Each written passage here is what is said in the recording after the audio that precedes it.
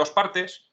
Una primera es un poco descriptiva, con una breve tipología de los fondos de inversión que existen, y luego la otra parte, la segunda parte, ya es un poco más el análisis de fondos de inversión para valor para nosotros. Es decir, si nosotros tuviéramos, que de hecho lo tenemos, porque tenemos un fondo de managers con Javier Sánchez Enzano, ¿no? Analizar fondos de inversión, pues ¿cómo lo hacemos? Hasta cierto punto, ¿cuál es nuestro pequeño input, muy humildemente, en la parte de selección de fondos o selección de inversores, de gestores, ¿no? En segundo lugar, sí que querría, pues brevemente, aunque ya lo tocamos en la primera charla, pero brevemente definir lo que somos nosotros, ¿no? Somos una boutique y una gestora independiente. Algunos de los principios son la independencia, la coinversión con nuestros inversores, la gestión y el capital a largo plazo, ¿no?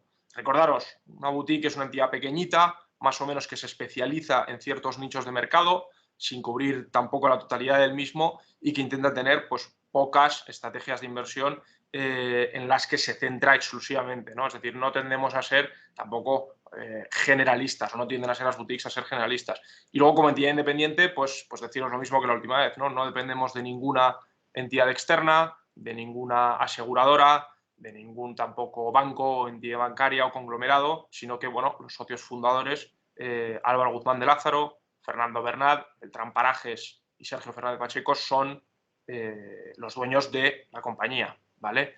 A este respecto, la independencia, pues bueno, también nos hace que nos juguemos un poco todo nuestro capital con el de nuestros inversores, que creemos que es importante, y que luego en la presentación veréis por qué, ¿vale? Por qué esto es así y no de otra manera. Vale, pues aquí lo que tenéis en esta diapositiva es esencialmente una forma muy esquemática lo que es un fondo de inversión. Es decir, un fondo de inversión son, pues supongamos aquí, 5 personas que le damos, pues, 100 euros a un sexto, y este sexto lo que hace es crear un fondo de inversión, que es un pool de este dinero, lo invierte en bonos, en acciones, en derivados, futuros, en fin, cosas más complejas, pero centrémonos por el momento simplemente en renta variable y en renta fija, en bonos y en acciones, y con los resultados que generen esas inversiones, pues se reparte el beneficio a los inversores principales, a las 5 personas que nos habíamos juntado, pues, para crear este fondo, ¿no? No tiene mucho más, es decir, hay mucho glamour detrás de ello. No obstante, un fondo de inversión no es más que esto, y juntarnos entre diferentes personas con un patrimonio de todos nosotros para invertir de forma conjunta, ¿vale? Normalmente, pues son vehículos accesibles a todo el mundo. Es verdad que hay fondos con mínimos bastante elevados, mínimos de inversión de 100.000, 200.000, incluso más elevados. No obstante, también hay una infinidad de fondos de inversión a nivel mundial a los cuales se puede acceder con poco patrimonio, ¿vale? Normalmente están diversificados, tienen liquidez diaria. Esto quiere decir que yo puedo comprar o vender el fondo todos los días que los mercados estén abiertos o cerrados, que viene a ser todos los días menos, pues, festivos nacionales, Navidad, etcétera, etcétera, ¿no? Siempre hay un equipo profesional detrás que lo gestiona, y es lógicamente una entidad, o más bien una actividad regulada, ¿vale? Claro, aquí ya la primera pregunta que me surgiría a mí, o que me saldría a mí, es: oye, ¿por qué un fondo, no? Porque yo no voy a mi entidad bancaria, a mi entidad financiera, le cojo al director de la oficina o a la persona comercial que esté conmigo y le pregunto: bueno, pues oye, yo tengo estos ahorros, en fin, haz lo que quieras con ellos, invierte más o menos en acciones, no hagas cosas raras, pero oye, que crezcan a lo largo del tiempo, ¿no? Y entonces ese comercial, o esa gente, se dedica a comprar y vender acciones, y cada 6 meses tenemos una reunión o lo que sea, y me va diciendo cómo vamos.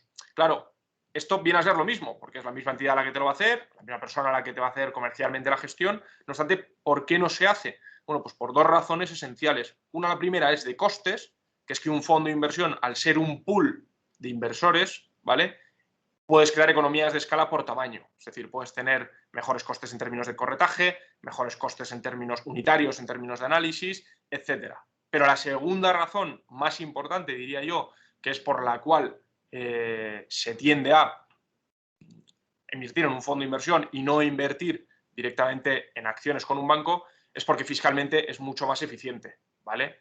Hay 3 tramos fiscales. Cuando hay plusvalías en una inversión, yo compro la acción A, me va bien y la vendo y he ganado, pues pongamos un 50%. Bueno, pues de ese 50% al que se llama plusvalía, hay que pagar, pues fiscalmente va por tramos, ¿no? De 0 a 6.000 euros el 19%, de 6.000 a 50.000 el 21% y de 50.000 en adelante, pues el 23%. Claro, esto hace que cada vez que yo he hecho un beneficio en una operación financiera, en una compraventa de acción o de bono, pues efectivamente tengo que pagar Hacienda, ¿no? Lo cual, si yo estoy invirtiendo recurrentemente, es decir, no he vendido las acciones para comprar una casa o comprar un reloj o lo que sea, sino que lo que quiero es vender esta acción para comprar otra, pues hombre, fiscalmente me estoy descapitalizando cada vez que gano dinero.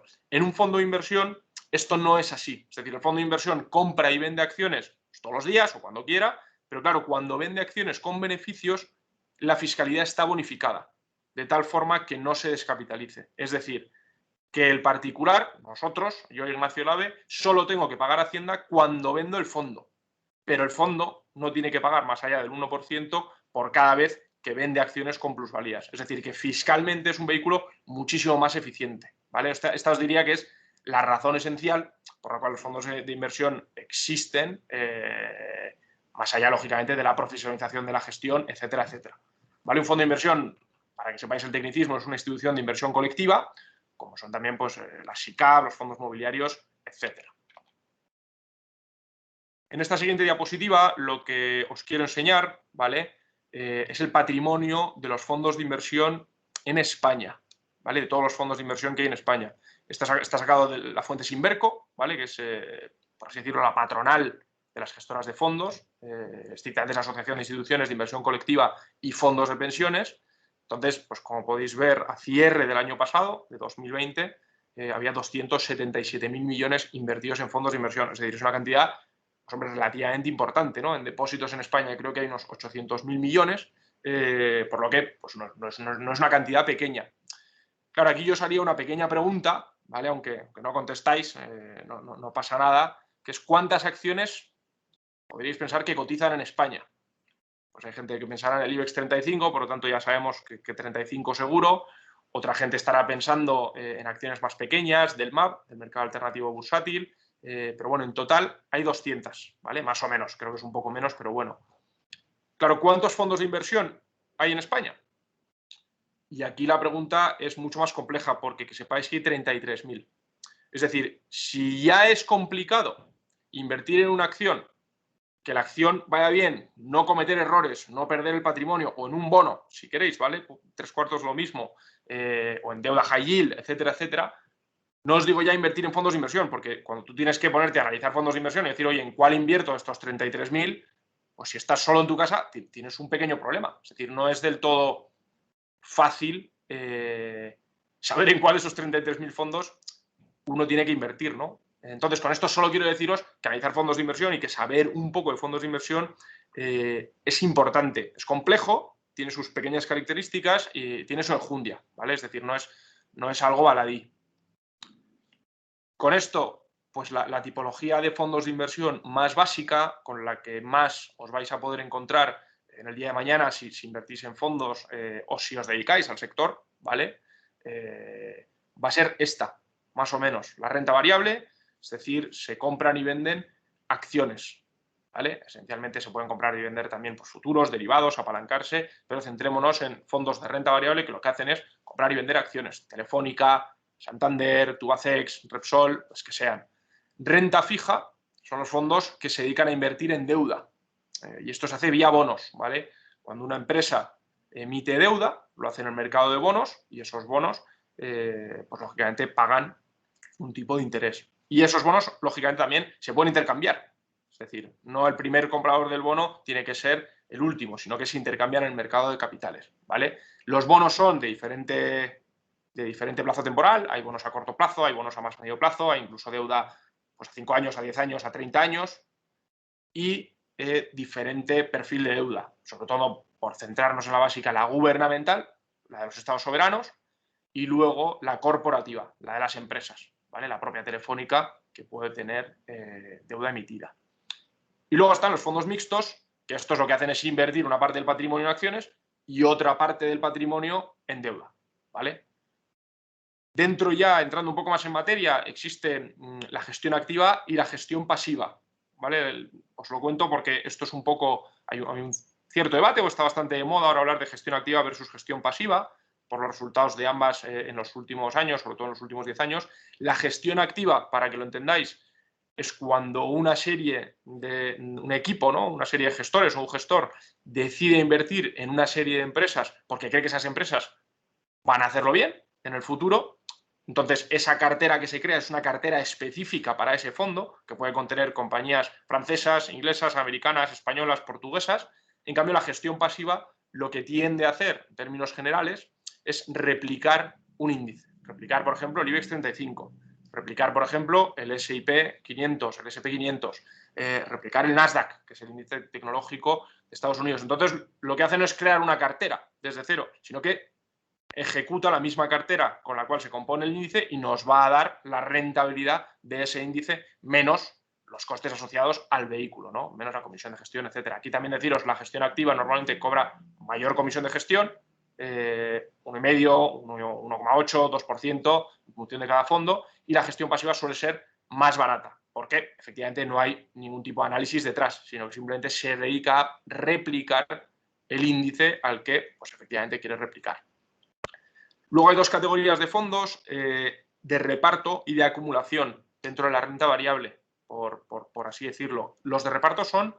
hay menos fondos de reparto en España, ¿vale? Los de reparto son los que los dividendos de las acciones lo que directamente hacen es repartirlos. Es decir, cada vez que una acción paga un dividendo, del 2%, del 3%, lo que sea, este dividendo se reparte a todos los accionistas, o todos los partícipes más bien, del fondo. Mi intuición es que hay menos fondos de reparto porque con estos repartos de dividendo hay que pasar por caja, es decir, hay que pagar a Hacienda. Y luego están los fondos de acumulación, que son, por ejemplo, los nuestros, en los cuales los dividendos que nos pagan las acciones que tenemos se acumulan en el fondo. Entonces recibimos un patrimonio, recibimos 100.000 euros, 200.000 euros, lo que sea, vía dividendos, y podemos decidir si compramos otras acciones, si compramos esa misma acción, si en cambio lo dejamos en cash, en liquidez, y ya veremos más adelante qué compramos, ¿vale? Pero que sepáis que existen estas dos tipologías, reparto y acumulación. Luego están los fondos garantizados. Los garantizados lo que hacen es garantizarte el principal, es decir, si yo he puesto 100 euros, pues oye, me garantizan que esos 100 euros siempre me los van a dar y luego te pueden dar una rentabilidad por encima de esos 100 euros. Otros, en cambio, pues te intentan garantizar parcialmente ese principal y, en cambio, te intentan garantizar pues un 2%, un 3% asegurado. Hay diferentes tipologías de fondos garantizados. Los fondos de fondos son lo que te dan, sobre todo, es un acceso a gestores o a vehículos a los que normalmente el inversor minorista pues no tiene acceso. Pongo un ejemplo. Puede haber un fondo americano en el cual primero no se puede comprar en España porque no está ni registrado en España. Entonces, yo como Ignacio Lade no puedo comprar el fondo, a menos que me mude a Estados Unidos, etcétera, etcétera, pero desde España no puedo porque no está registrado en CNMV. Entonces, lo que puede hacer un fondo de fondos, ¿vale?, es invertir en ese fondo. Es decir, es un fondo que lo que hace es invertir en otros fondos. Entonces, lo que intenta hacer es dar ese acceso a estos fondos que son un poco menos accesibles. No tiene por qué, también puede haber un fondo de fondos que se dedica a comprar fondos que también son accesibles para todos nosotros, ¿no? Pero lo que quiere hacer es una cartera de gestores. El problema de este tipo de fondos, normalmente, es que tiene una doble capa de comisiones. Es decir, está la comisión de gestión del fondo de fondos y luego la comisión de gestión del fondo en el que invierte. Por lo cual tenemos ahí una doble capa de comisiones de la cual hay que ser consciente. Que sepáis que nuestro fondo de managers en Azvalor, gestionado por Javier Sáenz de Tenzano, ¿no?, esto no os lo cuento para hacer marketing, es el primer fondo de gestores que se ha registrado en España. Es decir, nosotros no invertimos en otros fondos de otros gestores, sino que les decimos que directamente nos compren las mismas acciones que en sus fondos, por lo cual ya pues, te eliminas este problema de la doble capa de comisiones, ¿vale? Y luego lo último son los fondos éticos o los fondos con un perfil ESG, es decir, fondos pues, con una filia católica, ¿vale? O que intentan invertir en compañías que cumplan con ciertos preceptos religiosos. Luego los fondos de ESG, que ahora están muy de moda, los fondos con un perfil más medioambiental, es decir, que intenta invertir en compañías que estén intentando avanzar en la transición energética hacia una energía más verde. O fondos que intentan incluir en sus equipos de gestión o en sus equipos de management, pues cierta diversidad de género, cierta diversidad racial, sobre todo en otros países con mayor variabilidad racial como Estados Unidos o el Reino Unido o Francia, etcétera, ¿no? Es decir, son fondos que están muy de moda, pero que tienen ese pequeño input hasta cierto punto moral o ético que les caracteriza bastante frente al resto. Vale, dicho esto, y dentro de la renta variable, o sea, ya os he querido presentar brevemente estas tipologías de fondos. En la renta variable, para que lo sepáis, en términos generales hay 4 estilos con los cuales os vais a encontrar el día de mañana si acabáis invirtiendo en fondos.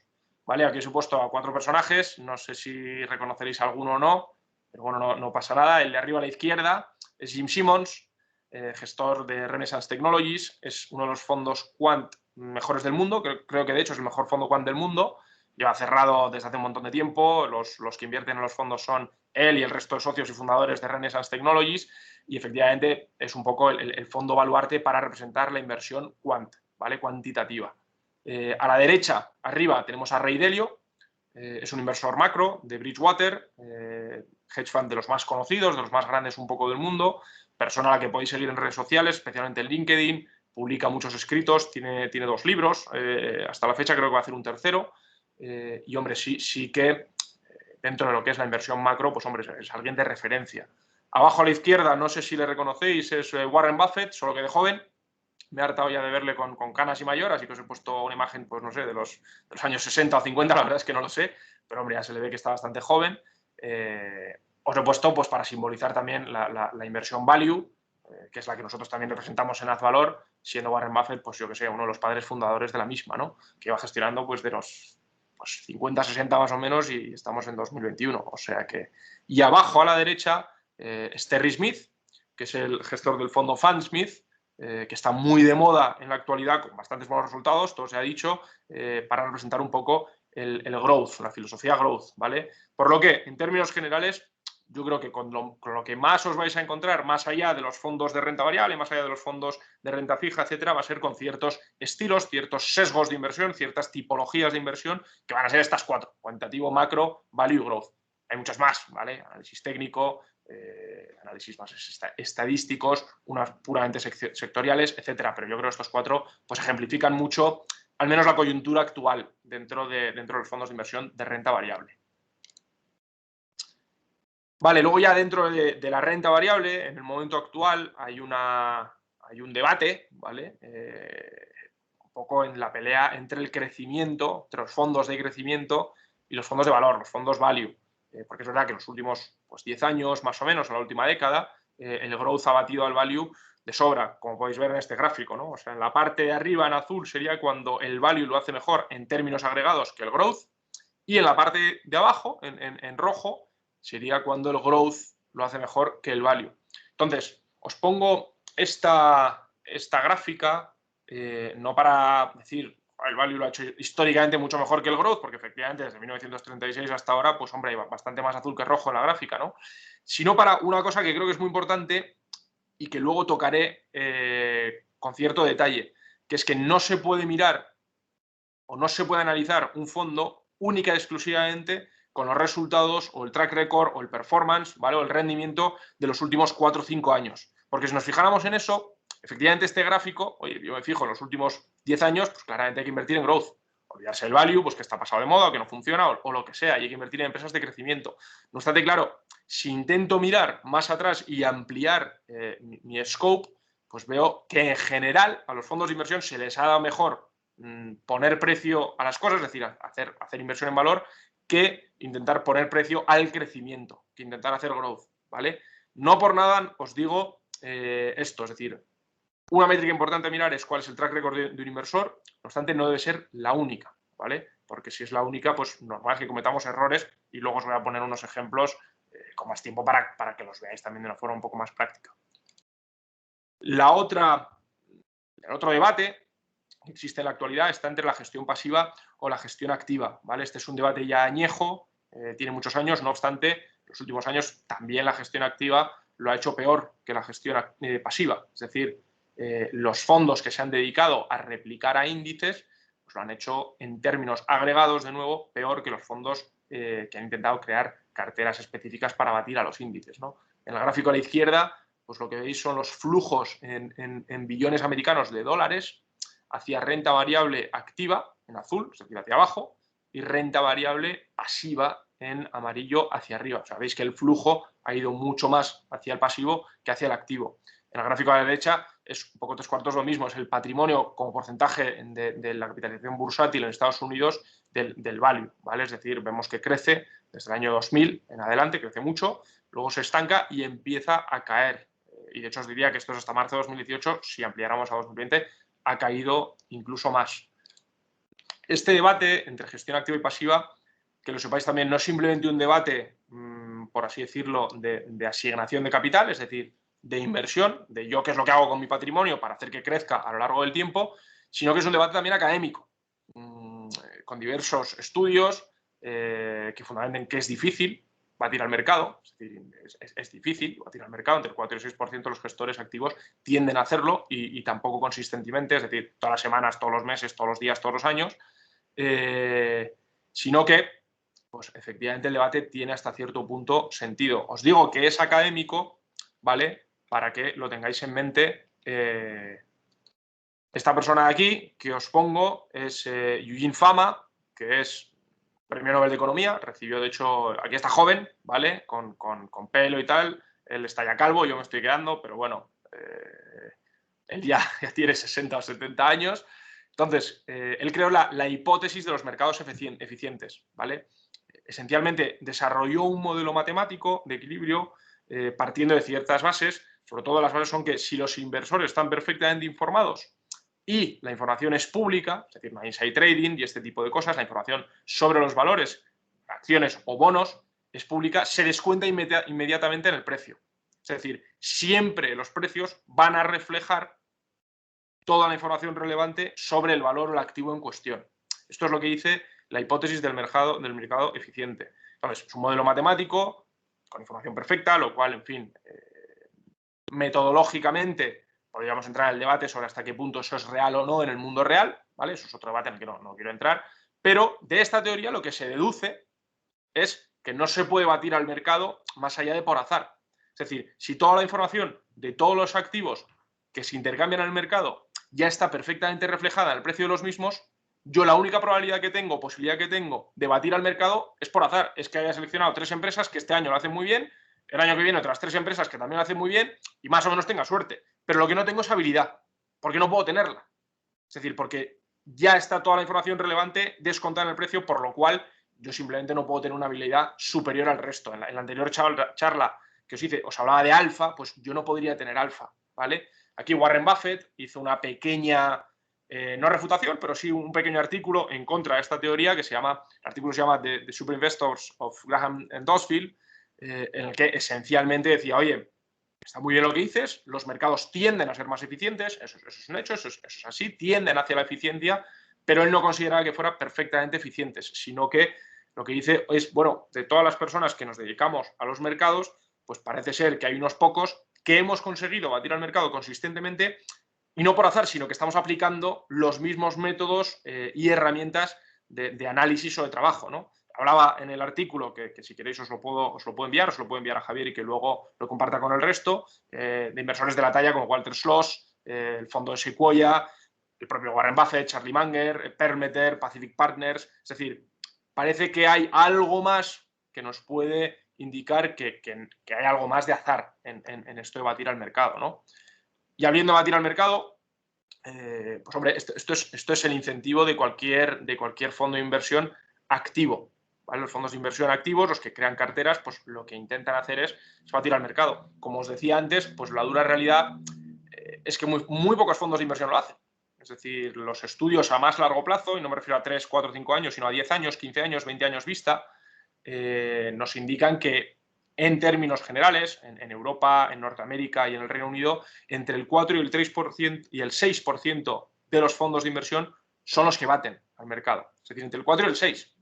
Por tanto, si volvemos al ejemplo de antes, de los 33.000 fondos que hay en España, pues hombre, aplicando simplemente este dato estadístico, habría que hacer el análisis en España, que no lo tengo a mano, pero solo el 3 y el 6%, entre el 3 y el 6%, baten al mercado.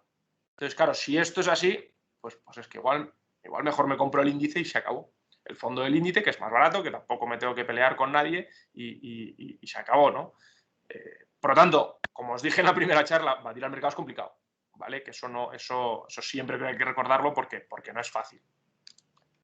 Dentro de este debate académico, ya dentro de la gestión activa, pues hay otro subdebate, que es, oye, si son las boutiques o las entidades pequeñas las que lo hacen mejor o peor que las entidades más grandes, que las aseguradoras, que las grandes entidades bancarias, grandes entidades financieras, etc.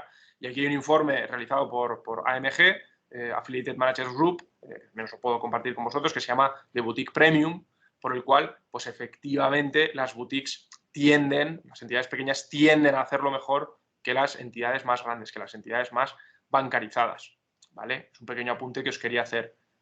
Por último, y antes de pasar al análisis más puro y duro, o a qué cosas nos centraríamos, o me centraría yo, nos centraríamos nosotros en Azvalor para intentar analizar fondos de inversión, es que la CNMV, esta noticia ya es de 2018, si no recuerdo mal, pues advierte mucho a los inversores sobre los falsos fondos de gestión activa.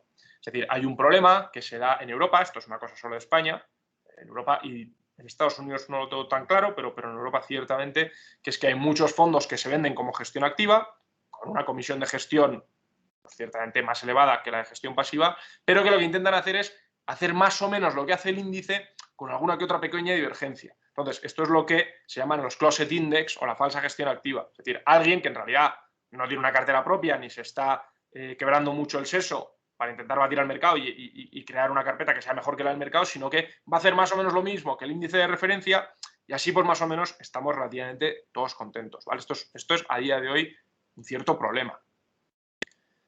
Vale, dicho esto,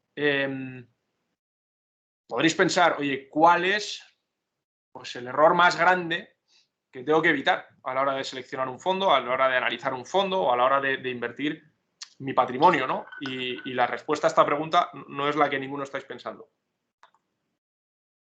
Porque el error más grande que vamos a hacer a la hora de gestionar, bueno, de seleccionar fondos o invertir en fondos, somos nosotros mismos. Y me explico. Este gráfico muestra la evolución del fondo Magellan de Peter Lynch, que durante 13 años obtuvo una rentabilidad media anual del 29%. Esto, aunque no lo sepáis, es una salvajada. O sea, hacer una rentabilidad media anual en 13 años del 29% es muchísimo.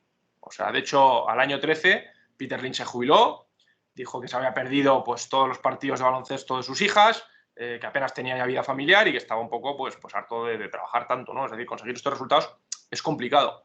Claro, consiguió batir al índice de referencia, al S&P 500, ¿vale? Por más o menos un 10% anual. Claro, yo ahora os haría la pregunta, oye, ¿cuánto creéis que era la rentabilidad media anual de los inversores de este fondo? Y me diréis, oye, pues el que entró al principio un 29%, ¿no? Si lo dejó ahí y no vendió, los que entraron un poco más tarde, pues oye, pues igual no tanto. Otros igual entraron en un momento de caída, como este que se ve en el 87, y consiguieron en poco tiempo más rentabilidad. Bueno, pues que sepáis que de media, los inversores en este fondo, de media, la media de los inversores ganaron un 7%. Es decir, hemos pasado de una rentabilidad del fondo de un 29% anualizada a un 7% anualizado. 7% que sepáis es menos que la rentabilidad del índice en este mismo plazo temporal. Algunos de los inversores incluso llegaron a perder dinero. ¿Vale? ¿Y esto por qué es? Os preguntaréis. Por una cosa que se llama el behavior gap. Es decir, que el inversor puede cometer errores a la hora de comprar y vender un fondo. Y esto pasa mucho. Que yo compro un fondo cuando iba teniendo 2 años buenos y en realidad estoy apostando pues, al caballo ganador de la anterior carrera, pero que igual no es el mismo que en la siguiente carrera. Es decir, lo que pasó aquí, por resumirlo simple y llanamente, es que la gente invertía en el fondo cuando el precio subía y vendía el fondo cuando el precio caía. Entonces, se fue eliminando la rentabilidad intrínseca del fondo. Esto es, ya os digo, lo que se llama el behavior gap, que es un poco el gap de comportamiento del inversor particular. Es decir, el gap por el cual el inversor particular se hace trampas en solitario, ¿vale? Se pone problemas a sí mismo. Por lo tanto, la primera pregunta y lo primero que tenéis que saber es que el peor enemigo a la hora de invertir en fondos de inversión, sea de renta fija, de renta variable, lo que queráis, sois vosotros mismos. Porque estamos todos sesgados, todos los humanos en general, ¿vale? Nuestra circuitería interna, por así llamarla, está hecha para que cedamos ante los cantos de sirena de, oye, voy a invertir en el fondo ahora que ha subido y cuando empieza a caer un poco, pues vendo. Y esto es algo que tenéis que saber. porque efectivamente es importante. Dentro de la estructura más tradicional o las herramientas más tradicionales existe el análisis cuantitativo, ¿vale? El análisis cuantitativo se basa en la teoría moderna de carteras, por la cual seguro que hay economistas que tienen premios Nobel, ahora mismo no los recuerdo. Lo que intenta hacer la teoría moderna de carteras con estos ratios, ¿vale? El value at risk, el beta, el Sharpe, el tracking error, es intentar basarse en el pasado para ver y asumir el riesgo que tiene la inversión en un fondo, ¿vale? O intentar incluso predecir el futuro. Os resumo brevemente qué es lo que intentan hacer estas 4 herramientas. Hay muchísimas más, ¿vale? En Morningstar tenéis muchísimas más. Si alguno de vosotros se acaba dedicando al sector de fondos, vais a conocerlas más en profundidad. No obstante, el VaR pues, viene a determinar el nivel de riesgo que tiene un activo de caer en precio a lo largo del tiempo. Por ejemplo, pues un activo puede tener un 3% de probabilidades de caer un 2%, de que su precio caiga un 2% a lo largo de un mes. Esto sería un 3% once more VaR, ¿vale? Por poneros un ejemplo. La beta mide la volatilidad entendida como riesgo, ¿vale? De un activo frente a su índice de referencia o el mercado en general. Aquí pues tampoco hay mucho que objetar, sino que pues, una beta más elevada quiere decir que eres más volátil que tu índice. El Sharpe Ratio, el ratio de Sharpe, lo que mide es numéricamente la relación entre la rentabilidad y la volatilidad histórica de un fondo de inversión. Y por último, el tracker error mide la divergencia en el movimiento del precio de un activo frente a su benchmark. Es decir, si os fijáis, aquí lo que intentan hacer todas las herramientas es basarnos en el comportamiento del precio del activo, es decir, basarnos en cómo de volátil ha sido frente a diferentes métricas, frente al benchmark, etcétera, etcétera, del pasado, para intentar saber si en el futuro esos riesgos van a estar ahí o no, ¿vale? Claro, aquí que sepáis que bueno, hay un cierto debate también sobre la validez de estos modelos matemáticos que solo se basan en el pasado. Si a alguien le interesa, si a alguien le interesa, no. Creo que hay que leer a Taleb, Nassim Taleb. Tiene 4 libros publicados bajo el globo del incherto, ¿vale? Que son Existe la suerte, El cisne negro, Antifrágil y Jugarse la piel. Luego también los tenéis en inglés, ¿vale? Taleb lo que viene a decir es que hay muchos riesgos que no están en las fuentes estadísticas pasadas o en los movimientos estadísticos pasados de un activo y que esos entonces, este tipo de métricas como el value at risk, el beta, el Sharpe ratio, no las tienen en mente. Por lo cual, deciros ya que tienen cierta limitación, existe una cierta limitación con estas herramientas. Claro, nuestro enfoque, en cambio, pues es bastante más cualitativo y no tanto cuantitativo, ¿no? Para nosotros el riesgo no equivale a volatilidad. Es decir, si ayer yo tenía un fondo de inversión que estaba cotizando a 100, su precio era 100 y en unos días cae a 70, claro, la inversión en ese fondo, si las cosas están bien y es simplemente una caída a corto plazo, pues la inversión ha caído. El riesgo ha caído. De hecho, el riesgo lo tenía más cuando compré a 100, porque estaba comprando caro, que ahora que compro a 70. Lo mismo si me cae a 50. Es decir, mi riesgo, de hecho, por el hecho de haber caído el precio del activo, ha caído, ¿vale? Por lo que la volatilidad para nosotros pues no es riesgo, sino que es una oportunidad de compra siempre y cuando se han hecho los deberes y se entienda el porqué de esa caída en el precio, ¿vale? El riesgo para nosotros, deciros que es una pérdida permanente de capital. Es decir, que yo he invertido en un fondo y en ese fondo pues ha habido un fraude, como puede ser, pues yo que sé, Madoff, que ha fallecido recientemente en la cárcel, ¿no? Por el esquema Ponzi que hizo antes de la anterior crisis. O que en el fondo de inversión en el que yo estoy invirtiendo, pues directamente haya 3, 4, 5, 6 empresas que quiebren. Pues eso son pérdidas permanentes de capital, ¿vale? Y por último, el Active Share, para nosotros es casi más lo que hay que mirar y no el tracking error, ¿vale? El tracking error, como os decía antes, pues mide un poco esa divergencia entre el movimiento del precio en activo frente a su benchmark. El Active Share lo que mide es cuánto de la cartera de un fondo, ya sea de acciones, ya sea de bonos, da igual, es idéntico a su índice de referencia. Si tenemos un Active Share del 0%, quiere decir que el fondo de inversión en el que estoy invirtiendo es exactamente igual que su índice de referencia. Por lo tanto, no se están matando mucho a trabajar, por así decirlo.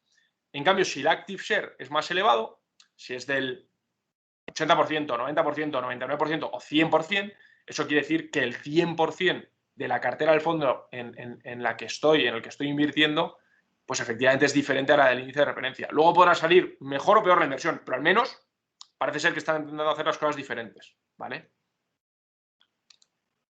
Dicho esto, os voy a dar unos 6 más o menos inputs sobre cuál es nuestro enfoque dentro del análisis cualitativo, ¿vale? Que es, para nosotros al menos, bastante más importante que el cuantitativo. El cuantitativo es este que hemos visto, el del modelo matemático, que se centra más en el pasado y en intentar asimilar volatilidad a riesgo, etcétera. Y como nosotros, pues oye, creemos que hay otras maneras de hacer las cosas que también nos valen, ¿vale?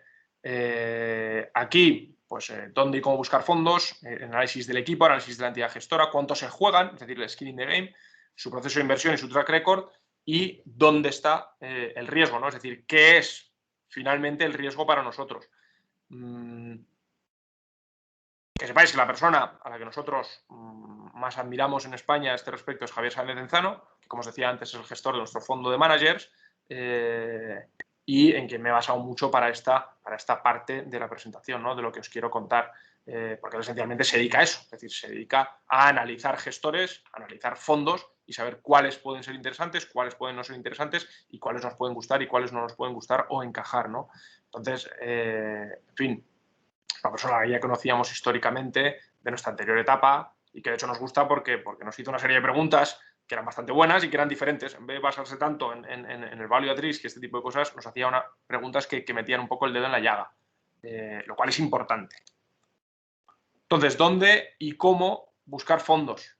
Bueno, pues hay que seguir a gestores de todo el mundo, a gestoras de todo el mundo, no solo ya a entidades bancarias, sino a gestoras un poco más pequeñas.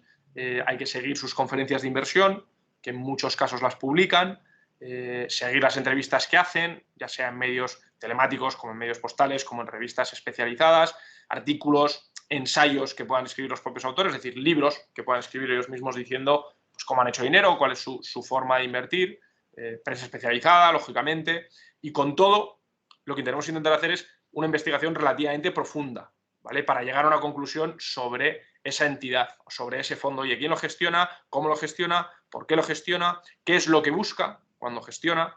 ¿Qué sesgos tiene? ¿Qué filosofía sigue? Para luego hacernos una composición de lugar de qué es lo que está diciendo que hace esa persona o esa entidad y luego, efectivamente, hacer nuestra due diligence y ver si eso realmente es verdad. O si, en cambio, pues vemos que no siempre sigue el proceso que dice que sigue, ¿vale?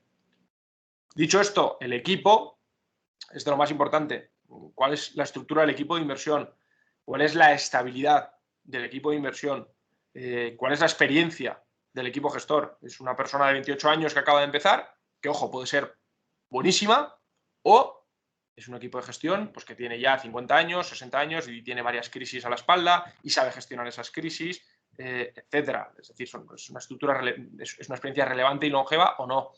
La estructura de la toma de decisiones, es decir, es un solo gestor, son 2 gestores, son 3 gestores, es un comité de 10 personas que todos tienen que votar a mano alzada y si es por mayoría cualificada, pues entonces se toma la decisión de invertir y si no, no. Es decir, en general os diría que las entidades más burocratizadas dentro de la toma de decisiones para la cartera tienden a ser un poco peores que las estructuras menos burocratizadas, ¿vale?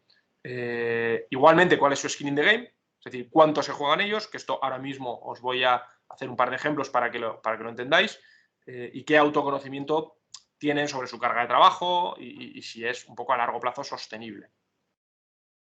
Entonces, en el skin in the game, ¿cuánto se juegan? Aquí se hizo un estudio, Morningstar, la casa que os he mencionado antes, este estudio es de 2010, que quería analizar la cantidad invertida por el gestor a título personal por rangos y el percentil medio de rentabilidad a 5 años con el número de fondos estudiados, ¿vale?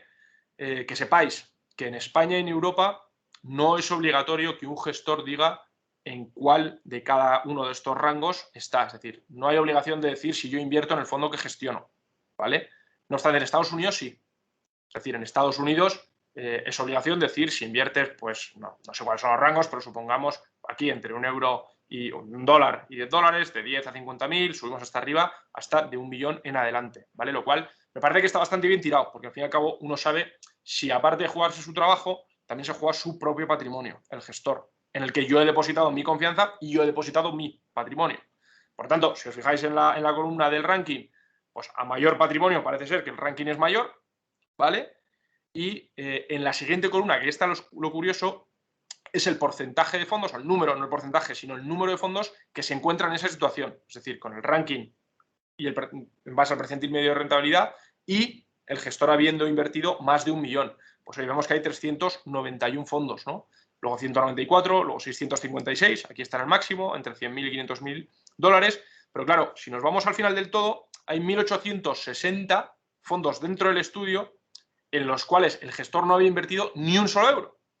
O sea, esto, si lo extrapolamos a lo que yo os he dicho antes, esto, que sepáis, 1.860 es más o menos la mitad de la muestra, ¿vale? La mitad de los fondos que se estudiaron. Si lo extrapolamos a lo que os he dicho antes de los 33.000 fondos en España, pues querría decir que la mitad, más o menos, en la mitad los gestores no han invertido ni un solo euro. Para ponerlo en un ejemplo en el que todos lo entendamos más fácil, oye, yo llego a un restaurante, por lo que sea conozco al chef, al cocinero, al equipo de la cocina, les pregunto, oye, pues ¿y vosotros qué coméis? ¿Qué es lo que más os gusta de toda vuestra carta? Y dicen, no, mira, es que yo de mi carta no como nada. Yo como todos los días en el restaurante de enfrente. Claro, yo no me sentiría muy cómodo, sabiendo que ni siquiera los propios cocineros del restaurante al que estoy yendo se creen su comida. Es decir, les gusta su comida y creen que es buena comida. Por lo que, al fin y al cabo, estamos hablando de que estos propios cocineros no confían en la calidad de su producto. Pues esto es un poco lo mismo. Oye, si crees que tu producto es bueno, al menos algún euro tendrás que tener invertido. No digo que tengas 1 millón, porque bueno, tienes ese patrimonio, ¿vale? Pero que no tengas ni un solo euro, al menos dice mucho. Siguiendo con este mismo estudio de Morningstar, aquí lo que se analizaba es la relación entre el rating de estrellas, ¿vale? Que se hacen con un algoritmo en Morningstar, la media de años del manager frente al fondo y la cantidad invertida media. Tenemos entonces a la izquierda las estrellas, de 5, la mejor estrella a 1, la peor estrella, bueno, 0 estrellas sería la peor. El número de años que llevan a la cabeza del fondo, vemos que 6 años, 6 años, 5 años, 4 años y luego 3 años con 8, o sea, 4 años. Y la cantidad media invertida, 300.000 dólares, 250.000 dólares, 161.000 dólares. Volvemos a ver que, oye, parece ser que si invierto en un equipo de gestión que lleva tiempo en el mismo vehículo y que también ha invertido una parte relevante de su patrimonio en el mismo, pues oye, parece ser que tienen más estrellas, ¿no? Volvemos al ejemplo de antes.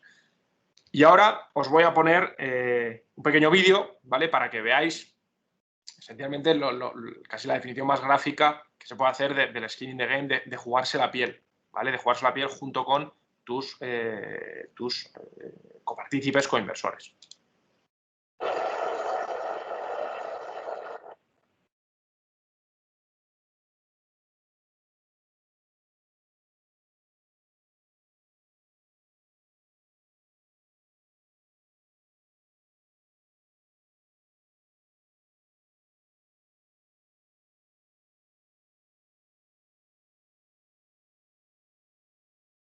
Bueno, aquí, si alguien se lo pregunta, ¿quién es esta gente? Pues son el equipo de ingenieros que hizo el tanque, que es el tanque Leopard en Alemania, ¿vale?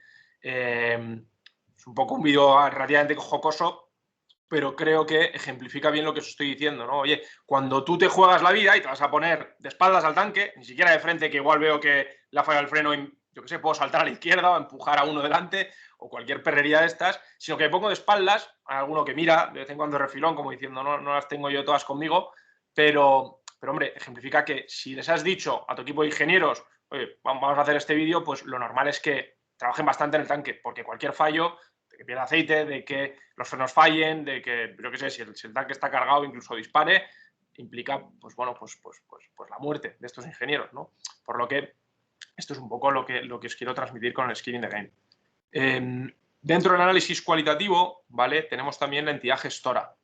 Dentro de las entidades gestoras, claro, hay muchos estilos y nosotros nos fijamos, o yo me fijaría, en una serie de respuestas a estas preguntas, ¿no? Y es un modelo basado en la calidad de las inversiones o en la distribución, es decir, stewardship o salesmanship. La entidad lo que busca es crecer y crecer y crecer en patrimonio a más no poder, porque cuanto más patrimonio gestiono, más cobro, ¿vale? Mi comisión de gestión es la misma, pero no es lo mismo cobrar un 1% sobre un euro que sobre 10.000 millones. Lógicamente me llevo mucho más con 10.000 millones, aunque mi porcentaje sea el mismo, ¿no? O, en cambio, un modelo en el cual la calidad del producto, la calidad del vehículo sea un poco lo que prima frente a la venta. Os pongo un ejemplo. Si no recuerdo mal, en febrero, que es cuando es la Super Bowl del año 2000, había un fondo que se llamaba Strong Growth, o Strong Fund, perdón, que hizo un anuncio en la Super Bowl, en el cual estaba publicitando su fondo, que era un fondo de tecnología, ¿vale? Que lo había hecho pues maravillosamente bien en los últimos años, ¿verdad? Bueno, en marzo del año 2000, esto ya es tirar de hemeroteca, pero fue cuando pinchó la burbuja tecnológica de finales de los años 90, principios de los años 2000. Claro, ¿qué modelo estaba siguiendo esta entidad? Pues oye, tenía un fondo tecnológico que lo había hecho muy bien y había aprovechado la publicidad de la Super Bowl, que será uno de los eventos más vistos en Estados Unidos, para hacer la publicidad de su vehículo que le va haciendo bien. Es decir, era un modelo un poco más de venta y no tanto de calidad. Que sepáis que ese fondo quebró, ¿vale? Bueno, yo simplemente como pequeño apunte. Hay que hacer también un análisis de la cultura corporativa. Si es una cultura corporativa más o menos sana, en la que se puede escalar, en la que hay oportunidades, o es una cultura corporativa pues un poco más quebrada, si queréis, ¿no? Calidad de sus productos, en general, si son buenos o no. Filosofía de lanzamiento de los productos. Es decir, hay una entidad que se dedica a lanzar siempre productos de inversión de las cosas que están de moda. Cuando la moda es la tecnología, pues productos de tecnología. Cuando la moda está, como ahora en las criptodivisas, pues productos de criptodivisas. Cuando la moda, o más bien los resultados, estuvieron en el sector inmobiliario en España, pues me lanzo a lanzar un fondo inmobiliario. Es decir, que voy siguiendo las modas y lanzo este tipo de productos porque sé que voy a captar patrimonio, porque son valores que están calientes, o intento lanzar los productos que creo que tengan sentido, independientemente de la moda, independientemente del momento actual o de la coyuntura actual del mercado. ¿Cómo se retiene el talento? ¿Cuál es la estructura de incentivos y las figuras clave en la misma? ¿Cuál es el historial regulatorio? Claro, en esto nunca nos fijaríamos. Yo desde casa pues no me voy a poner a fijarme en el historial regulatorio, ¿no? Pero el ejemplo ahora del fondo Arquegos, con Credit Suisse, bueno, pues el gestor, si no recuerdo mal, del fondo, que ha perdido muchísimo dinero, ya tenía un antecedente con la SEC, con la CNMV americana, es decir, con el regulador americano, por el cual, pues en fin, parece ser que no había hecho todo lo bien que podía en el pasado. Entonces, claro, si yo me hubiera fijado en el historial regulatorio de esta persona, pues igual no habría invertido en el fondo Arquegos, que también sepáis que acaba de quebrar, para quien no lo sepa y no siga las noticias tan al detalle, ¿no?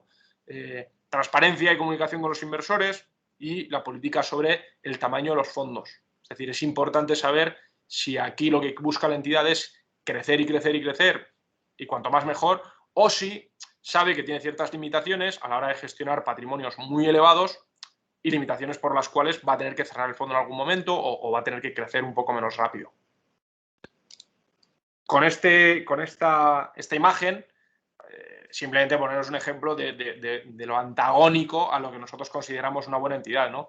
Pues esto es una persona vendiendo fondos de inversión allá por el año 58 en Estados Unidos en una piscina de un hotel. Es decir, yo, en fin, me dedico al sector, justo estoy en la parte de relación con inversores, que somos los que estamos de cara al inversor en Azvalor. Lo último que se me ocurriría hacer es ir a molestar a la gente cuando está de vacaciones en una piscina o en la playa a ver si alguien me compra el fondo. ¿Vale? Esto es justo el modelo que tendríamos que evitar a la hora de seleccionar un fondo. Un fondo que, bueno, pues una entidad que le está pagando a sus ventas, a sus comerciales, para ir a molestar un poco a la gente cuando está de vacaciones, ¿vale? Proceso de inversión y track record. Aquí son dos cosas las esenciales. En el proceso de inversión hay que entender en profundidad cuál es la estrategia, ¿vale? Hay que saber qué es lo que está buscando el fondo mediante su filosofía, mediante su cartera, qué estilo tiene, qué sesgos tiene, cómo evalúa las ineficiencias que su propio estilo tiene, cómo evalúa las ineficiencias del mercado, ¿vale? Y que puede intentar explotarlas, si aplica consistentemente el proceso. Es decir, aquí tenemos que analizar la cartera y ver si cuando nos dicen, oye, yo cuando un valor llega al precio objetivo, pues entonces lo que hago es venderlo. Vemos si eso es verdad o si en cambio pues estira más el valor o si en cambio al revés, ¿no? Cuando un valor me cae y creo que sigue siendo bueno, pues compro más y vemos que luego eso no se cumple, etcétera. O si efectivamente dice que es un fondo macro y se pone a hacer value, ya ponernos a un ejemplo pues extremo, ¿no? De que no seguiría su propio proceso de inversión. análisis de los pasos del proceso, la generación de ideas, análisis de las mismas, toma de decisiones dentro de las ideas y luego cómo controla el riesgo. Si lo hace con las métricas que os he dicho antes, si en cambio no utiliza las métricas que os he dicho antes, ¿cómo lo hace? Ya sea por exposición a divisa, por exposición a un sector, por exposición geográfica que tiene el vehículo, etcétera, etcétera, ¿no? Esto es lo que es analizar un poco el proceso de inversión de una entidad. En relación al track record, os lo decía antes, ayuda a entender bastante bien la estrategia aplicada, permite identificar desviaciones en la aplicación del proceso y, lógicamente, puede ayudar a diferenciar aptitud versus suerte, es decir, quién es el gestor bueno y quién es el que no, el que ha podido tener suerte, pero no debe usarse como única medida, como la medida clave a la hora de seleccionar un manager, a la hora de seleccionar un gestor, ¿vale? Si nos dejamos llevar pura y simplemente por el track record, por la rentabilidad que se haya obtenido hace poco, en el corto plazo, si miramos un poco con ese retrovisor, pues hombre, habríamos cometido el error de invertir en fondos tecnológicos pues a finales de los años 90, en el 98, en el 99 o a principios del año 2000. Claro, en marzo del año 2000 fue cuando pinchó la burbuja de los fondos tecnológicos. El Nasdaq no recuperó sus valores históricos de ese momento, de marzo del año 2000, creo que hasta 2012 o 13. Es decir, son 12 o 13 años en los que te has pasado por debajo del precio al que tú compraste. Por lo tanto, dejarse guiar única y simplemente, no digo que no haya que tener en cuenta, hay que tenerlo en cuenta, pero única y simplemente por el track record, pues hombre, te puede llevar a este tipo de errores. Lo mismo, os pongo otro ejemplo, pero al revés. Es decir, ya no el canto de sirena del fondo que me dice invierte en mí, que el fondo va muy bien, sino cuando decimos, oye, ya este activo no se puede tocar o este tipo de fondos no se pueden tocar. En los 70, con la estagflación americana, los bonos esencialmente no pagaban, porque la inflación se comía todo el rendimiento del bono en los años 70 en Estados Unidos.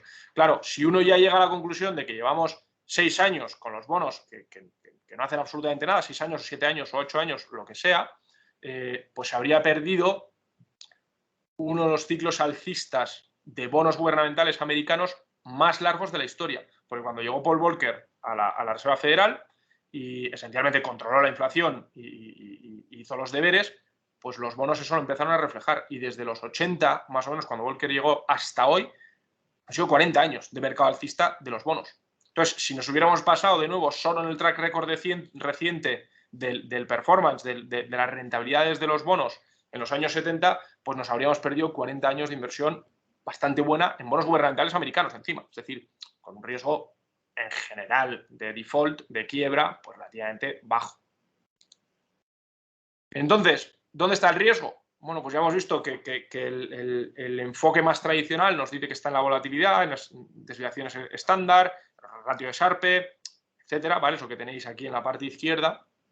Para nosotros, el riesgo está en la probabilidad de una pérdida permanente de capital, ¿vale?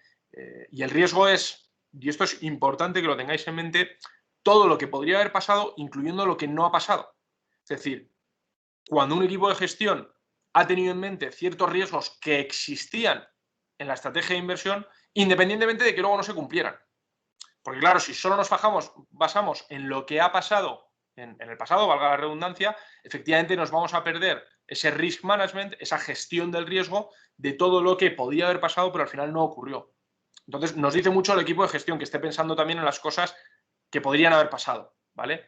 No es cuantificable, es decir, el riesgo se puede estimar, pero es una incertidumbre al fin y al cabo, difícilmente cuantificable, de evaluar factores que producen el mismo a priori y de nuevo que las estadísticas basadas en el rendimiento pasado solo miden los riesgos que se manifestaron de manera a posteriori, ¿vale? De nuevo, a quien le interese este tema o bueno, en el futuro se puede dedicar a ello, aparte de leer los libros de texto más estándares sobre Sharpe, sobre Beta, etcétera, que lea a Taleb, ¿vale? La segunda vez que lo menciono, ya no lo menciono más, pero bueno. Y os hago aquí un pequeño ejercicio, ¿vale? El riesgo de 3 conductores de coche, ¿vale? Tenéis que coger el BlaBlaCar o tenéis que iros a conducir con una persona y no sabéis de esa persona nada, ¿vale? El BlaBlaCar es el ejemplo perfecto. Está el conductor A, el conductor B, el conductor C. Y tenemos cuántas multas ha tenido cada uno de los conductores. Pues vemos que ninguna, ¿vale? Luego tenemos cuántos accidentes han tenido. Pues vemos también que ninguna. Por el momento, si os fijáis, estamos evaluando solo el pasado, ¿vale? Estamos únicamente y simplemente basándonos en lo que ha ocurrido, no lo que puede ocurrir, sino lo que ha ocurrido. Aquí vemos cuántas millas se han conducido en los últimos 36 meses, pues vemos que el que más es el B, ¿vale? El que menos el C y en medio el A. La edad del conductor, 17 años. Ya sabéis, en Estados Unidos, en varios estados se puede conducir con 16, luego 35 y luego 103. Ya aquí, pues hombre, 103 ya tenemos una medida de riesgo que nos dice algo, ¿vale? Ya podemos empezar a sacar alguna pequeña conclusión, junto con la anterior. La velocidad media relativa al límite de velocidad. Pues vemos que el A va bastante rápido, a 15 millas. Sí, va rápido. El B va esencialmente siguiendo las normas y el C va extremadamente lento. Y aquí ya es cuando está el kit de la cuestión. Es decir, hasta ahora hemos estado analizando todo el pasado, pero nos hemos perdido el presente, nos hemos perdido lo cualitativo. Claro, lo cualitativo te dice que el A pues es alcohólico y drogadicto, o sea, que mal vamos. El B, pues parece ser que está bien de salud. El C es un pobre hombre mayor que está ciego y que encima tiene una condición en el corazón, por lo cual de vez en cuando pues sufre de desmayos. Y luego ya background notes, que esto es las conclusiones a las que uno puede llegar solo si ha hecho los deberes cualitativos, es que el conductor A, pues bueno, es un chaval enfadado con el mundo, un poco como los de Bowling for Columbine, desgraciadamente, que ha decidido suicidarse y llevándose por delante pues a varias personas con el coche. Entonces con el A, pues yo no me subo, está bastante claro, ¿no? El B es una profesora, ex profesora de clases de conducción profesionales, ¿vale? Madre de 3, que encima están con ella en el coche. Por tanto, oye, pues igual conduce bastante bien, sobre todo con sus 3 hijos, ¿no? Y el último, pues es un señor mayor que va con un coche del año 82, los frenos no se han revisado desde Reagan, es decir, de los 80, tiene un problema de aceite y encima, pues el pedal del acelerador se queda atascado con la pequeña esterilla. Por tanto, queda bastante claro que nos subiríamos con el B. No obstante, fijaros aquí, o sea, todas las métricas del pasado nos han dicho relativamente poco con todo lo que nos dice de repente las cuestiones más presentes y sobre todo más cualitativas, ¿vale? Como medidas de riesgo, que es un poco la idea que os quiero transmitir. Volvemos a Taleb, que os he mencionado antes. Esto es un gráfico de su libro, del cisne negro. Esta es la percepción del riesgo de un pavo, ¿vale? Claro, 1001 días dentro de la vida de un pavo. Bueno, pues a la izquierda tenéis Turkish Wellbeing, es decir, cómo de a gusto está el pavo con su vida. Y vemos que el día 1, pues oye, pues me cuidan, me tratan bien, me dan de comer, me hacen carantoñas, etcétera, etcétera, hasta que llega Acción de Gracias y de la noche a la mañana pues se acabó. Claro, si yo solo mido mi riesgo en lo bien o mal que me ha tratado esta familia o este granjero en los últimos 1000 días, no me voy a dar cuenta de que mañana, pues bueno, es Acción de Gracias y en fin, y se acabó mi vida, ¿no? Por lo que, de nuevo, los riesgos no solo están en el pasado y en la volatilidad pasada y en las métricas pasadas, sino también en aspectos cualitativos o en aspectos que son más difíciles de ver simplemente mirando estadísticas pasadas. Por último, ya las limitaciones de las medidas de riesgo tradicionales. Os pongo dos citas, ¿no? de Warren Buffett. Oye, prefiero un 15% al año, pero con varios baches, que un 10%. Y luego Peter Bevelin, las estadísticas son simplemente un archivo del pasado, no una predicción del futuro, ¿vale? Ya os lo he dicho, por enésima vez, la volatilidad no equivale a probabilidad de pérdida permanente de capital, sino que refleja o no la manifestación de un conjunto de riesgos, ¿vale? Los riesgos que se manifestaron no son necesariamente los que estaban presentes y cuidado con un excesivo énfasis en comparaciones relativas. Cuestiones adicionales a tener en mente, que estas sí que son más fáciles, pero que de las que se habla poco cuando uno analiza un fondo. El riesgo operacional, es decir, probabilidad de que haya problemas estructurales u operacionales en la firma. Riesgo de crédito, un prestatario que no va frente a sus deudas en un fondo de deuda. Riesgo de liquidez, posibilidad de no poder comprar o vender lo que quieres cuando quieres. Esto es lo que le pasó a Neil Woodford hace ya 2 años. Riesgo de concentración, es decir, cuando yo invierto en un solo valor, en un solo bono, en una sola acción, todo el patrimonio, pues hombre, si me va mal, pues he concentrado demasiado y el riesgo estaba ahí. Luego está la inversa, que es el riesgo de diversificación, que es que si yo no me fío de invertir solo en una compañía, igual acabo invirtiendo en 300, pero claro, ¿cuál es mi conocimiento de 300 compañías? ¿O cuál es mi conocimiento de 300 bonos en los que he invertido? ¿O cuál es mi conocimiento, si es un fondo de fondos, de los 300 fondos en los que he invertido? Pues normalmente no va a ser muy elevado, porque que yo tenga un conocimiento profundo sobre esos 300 valores va a ser complicado, ¿vale? Y el riesgo de valoración, que es posibilidad de invertir en una compañía que esté tan cara que no puede subir mucho, pero que en cambio sí puede caer. Igualmente, riesgo de tipo de interés, es decir, que incrementen los tipos de interés. Riesgo país, por ejemplo, pues yo qué sé, facilón, pues comprarte propiedades en Cuba en la época de Batista, yo qué sé, que no era ningún angelito, pero justo antes de la revolución de Castro, ¿no? Antes de que te expropiaran absolutamente todo, pues eso es un poco el riesgo país. Riesgo de industria, imaginaros que mañana hay una legislación a nivel mundial que dice que ya no se puede vender ningún solo coche de combustión interna. Coche, moto, tractor, me da igual. Pues, hombre, si yo estoy invirtiendo en autos, en BMW, Volkswagen, en Porsche, en Tesla, en lo que queráis, pues hombre, igual algunas inversiones me salen bien, porque efectivamente ya tendrán la parte del coche eléctrico desarrollada. Pero si solo invierto en ese sector y mañana esa es la regulación, tengo un riesgo de industria bastante elevado, de que efectivamente muchas de mis inversiones pues me vaya mal, ¿no? Riesgo de ejecución, es decir, que la complejidad de una estrategia dificulte la ejecución de la misma, y riesgo de un evento de cisne negro, es decir, que un evento aleatorio, un evento que no somos capaces de anticipar, un evento que no somos capaces de prever, produzca una pérdida permanente en nuestros activos. Entonces, ¿qué es el riesgo? Pues bueno, aquí os dejo una serie de citas, ¿no? El riesgo pues viene de no saber lo que se hace, el riesgo viene, como dice Joel Greenblatt, pues oye, es como estar en una fábrica de dinamita con una cerilla encendida. Pues oye, igual sobrevives, ¿no? Pero no eres muy inteligente. Y la última de todas, la idea de que podemos cuantificar el riesgo y que podemos controlarlo es una de las grandes falacias de la finanza moderna, ¿no? O sea, os dejo estas citas para simplemente que entendáis que el riesgo no es algo tan medible y cuantificable.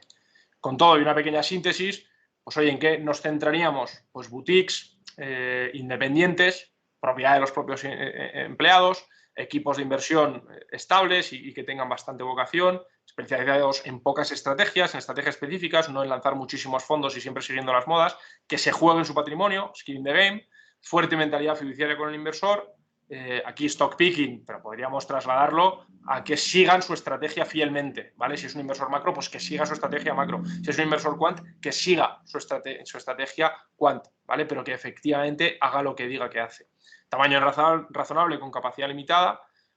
Si puede ser amplia experiencia, aunque es verdad que aquí nos perderemos a gente nueva, que lo vaya a hacer bien, y un proceso operacional y de compliance sólido, ¿vale? Y con esto ya acabo y pasamos a la ronda de preguntas. Muchas gracias a todos. Bueno, muchísimas gracias, Ignacio. La verdad que ha sido espectacular. Muchísimas gracias. Muy, muy, muy interesante.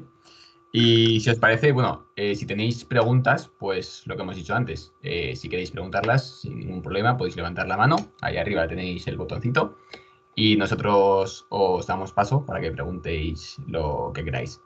Os animamos a eso, a poneros el micro, a poneros la cámara, de verdad, sin ningún tipo de vergüenza. De todos modos, si preferís enviarnos las preguntas por un código QR o escritas o lo que sea y nosotros las leemos, pues también es posible. María, si quieres compartir ahora el QR.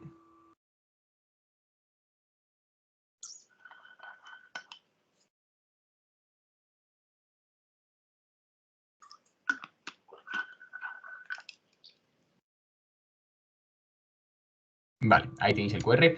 Si queréis preguntar a través de texto, podéis escanear ese QR y nos mandéis las preguntas, pero vamos, de todos modos, os animamos de verdad a levantar la mano aquí y preguntar. Bueno, hay algunas preguntas. Empiezo, le doy paso a, bueno, no sé cómo es el nombre, digo, el correo es a.solac, así que te permito ponerte el micro y cuando quieras. Hola, buenas, ¿se me oye? Perfectamente. Hola, buenos días. Bueno, muchas gracias por la presentación y Ignacio, me ha gustado mucho. Pues mi pregunta es de totalmente inexperto. No es en particular sobre la presentación, sino ya que tengo la oportunidad de hablar con un profesional como tú. Además de las recomendaciones de lecturas que has puesto en las diapositivas, ¿recomendarías alguna más para alguien que quiere iniciarse? Vale. Primero, Antonio, muchas gracias por la pregunta y por el interés. No pasa nada con que no sea la pregunta directamente ligada con la presentación, pero efectivamente igual tendría que haber empezado por ahí, ¿no? Por mi parte, hay una lectura bastante introductoria sobre los tipos de activo y las rentabilidades de los tipos de activo históricamente. Es un libro de Jeremy Siegel que se llama Stocks for the Long Run, ¿vale? Es un libro que está bastante bien, al menos para asentar las bases de, oye, ¿qué tipos de rentabilidad puedo esperar en función del tipo de activo? ¿Vale? Lo cual yo creo que viene bastante bien porque, sobre todo siendo vosotros jóvenes, pues en fin, tenéis toda la vida por delante. O sea, tenéis toda la vida por delante para empezar a invertir ahora, para empezar a hacer vuestras pequeñas inversiones, ya sea directamente en acciones o en bonos o en criptodivisas, que sé que están muy de moda, etcétera, pero creo que es importante, ¿no? Taleb, yo me leería todo, ¿vale? Nassim Taleb, los 4 libros están editados, creo que en un mismo booklet que se llama Incerto escrito, y luego ya sobre fondos de inversión, específicamente, pues la verdad es que tampoco hay muchísimas lecturas especializadas sobre cómo analizar fondos y cómo no analizar, sino que yo te recomendaría que intentaras analizar un poco gestoras y fondos, es decir, ver. Una vez ya te has leído el libro Stocks for the Long Run, una vez más o menos sabes qué esperar de cada tipo de activo y una vez más o menos puedes saber por dónde van los tiros dentro de la gestión de activos, intentar ya especializarte. Blogs, Value Walk, Vintage Value Investing, Masters Invest. Puedes seguir a Howard Marks, que de hecho ya hablamos de su libro, The Most Important Thing, lo más importante para invertir con sentido común, que ya que estamos te lo recomiendo porque es buenísimo. Es un gestor de renta fija, no de renta variable, pero igualmente le admiramos, o al menos yo lo admiro mucho. Puedes apuntarte a sus cartas trimestrales. La gran mayoría de gestores tienen, o gestoras o entidades, tienen newsletters a la que enviarse, a las que inscribirse. Entonces, en estas newsletters lo que vas a recibir es muchísima información de diferentes palos, porque algunos inversores serán más value, otros serán más growth, otros serán más pues, macro, pero vas a poder empezar a ver por dónde van los tiros. Yo creo que te diría un poco eso, por desligarlo un poco de la renta variable y un poco del value, sí que te diría un poco esas lecturas, esos gestores y esas cartas trimestrales de inversores. Vale, muchas gracias. Perfecto. Muchas gracias. Si tenéis más preguntas que os gustaría pues, preguntarle aquí en directo, pues ya sabéis, podéis levantar la mano sin problema. Y si no, que veo que no, podemos empezar con las preguntas escritas. Así que, María, te doy paso. Vale, bueno, voy a dejar de compartir. Tenemos así una un poco más general y es ¿qué cartera de fondos de inversión es ideal? Vale, es una muy buena pregunta, la verdad. Compleja porque no existe una misma cartera para cada persona. Es decir, yo no voy a tener la misma cartera de fondos hoy o cuando tenía vuestra edad que cuando tenga 60 años. Lo normal es que cuando eres joven intentes invertir en aquellos vehículos o en aquellas estrategias o en aquellos fondos que a largo plazo van a darte más rentabilidad, ¿vale? Ya sea fondos de renta variable, ya sea fondos incluso con estructuras de inmobiliario y menos deuda, menos renta fija. Claro, según me voy acercando a mi edad de jubilación, supongamos que yo lo que quiero invertir es para tener un apoyo en mi jubilación, pues lo que voy a hacer es tender a tener un poco más de renta fija, que es menos volátil, en la que hay normalmente menos rendimientos, pero es el patrimonio un poco más estable, etcétera. Entonces, la pregunta no es tanto cuál es la ideal en general, sino cuál es la ideal para mí. Y ahí depende del interlocutor, yo daría una respuesta a otra.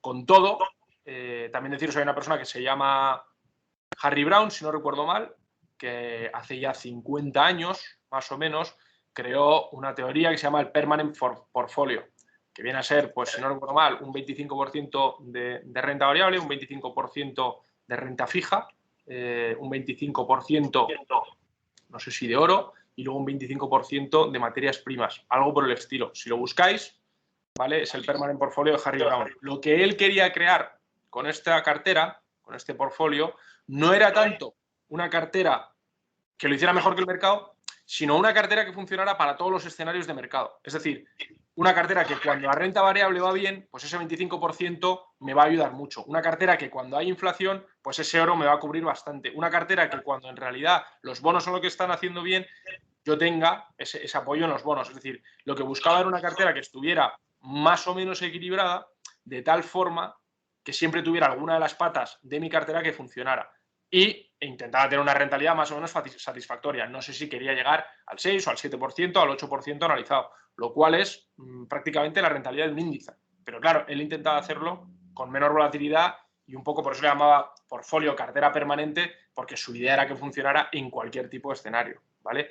A día de hoy habría que repensar un poco esa cartera, a ver si la asignación del 25-25-25-25 sigue teniendo el mismo sentido que en aquel entonces, acorde a la situación macroeconómica hoy, etcétera.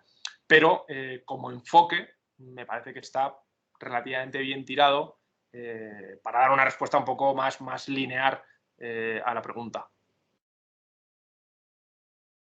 Perfecto, pues te leo otra. ¿Qué diferencia hay entre estos fondos de inversión y los ahora famosos hedge funds? Vale, los hedge funds están muy de moda, se pusieron bastante de moda a final de los años 2008-2009, ¿vale? Cuando había muchos fondos de capital riesgo, hedge funds en Estados Unidos. Son fondos un poco más complejos, es decir, invierten a largo plazo, pero también a corto plazo. Es decir, esto lo que quiere decir es que toman posiciones cortas, ¿vale? No sé si habréis seguido las noticias de Reddit con GameStop y estas acciones en las cuales pues en Reddit intentaron cargarse, entre comillas, a los fondos que estaban cortos de GameStop. Es decir, un fondo hedge fund puede tener una posición larga, que es yo compro una empresa o yo compro un bono y creo que el día de mañana va a valer más y en ese día de mañana es cuando lo venderé, o me pongo corto de un bono o me pongo corto de una acción que es esencialmente estoy apostando, estoy invirtiendo que esa acción va a caer en precio o ese bono va a caer en precio y yo voy a hacer dinero apostando a la baja, ¿vale? Hay diferentes maneras de hacer esto, vía opciones, vía derivados, futuros, etcétera. La parte técnica no voy a entrar en ella, pero claro, lo que ocurrió es que en Reddit, pues parece ser que la gente se puso de acuerdo para comprar y comprar más GameStop.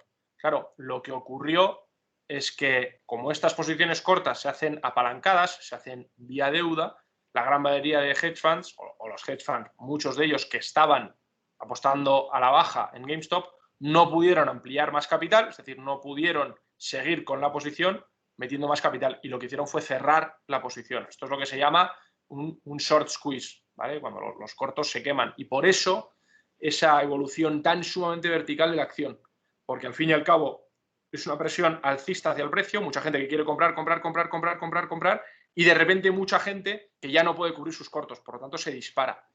Los hedge funds, en términos generales, la diferencia más grande, más allá de que ahora estén de moda por este tipo de cosas que han ocurrido hace poco, es que pueden tener posiciones largas y posiciones cortas.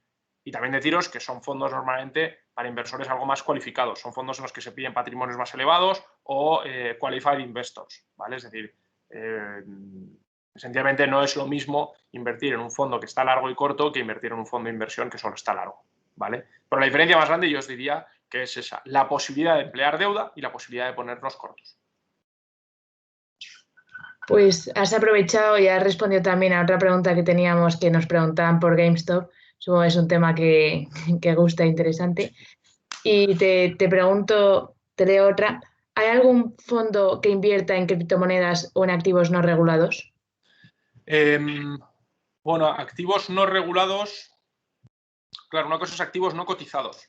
Es decir, activos que no estén cotizados, sí. Hay fondos de private equity en los que, al fin y al cabo, lo que se busca es intentar invertir en empresas que no cotizan en ningún mercado regulado, ¿vale? Eso existe, son los activos de private equity, que es, oye, pues nos juntamos como antes los inversores, le damos dinero al gestor y el gestor lo que hace es invertir y nos dice, pues oye, yo no invierto en algo que cotice, es decir, todos los días no se puede vender, de hecho igual hasta el año 7 nadie puede vender ninguna de la participación que tiene el fondo, y yo lo que hago es invertir en pequeñas empresas y les doy capital a esas empresas que creo que tienen potencial de crecimiento, ¿vale? Estos son los private equities. Luego, fondos que invierten en activos no regulados, habría que definir no regulado, yo diría que no, porque si el fondo está regulado y lo hacemos bien en una entidad financiera, pues el activo va a tener que estar regulado. Yo creo que sea más por la parte de si cotizan en bolsa o no.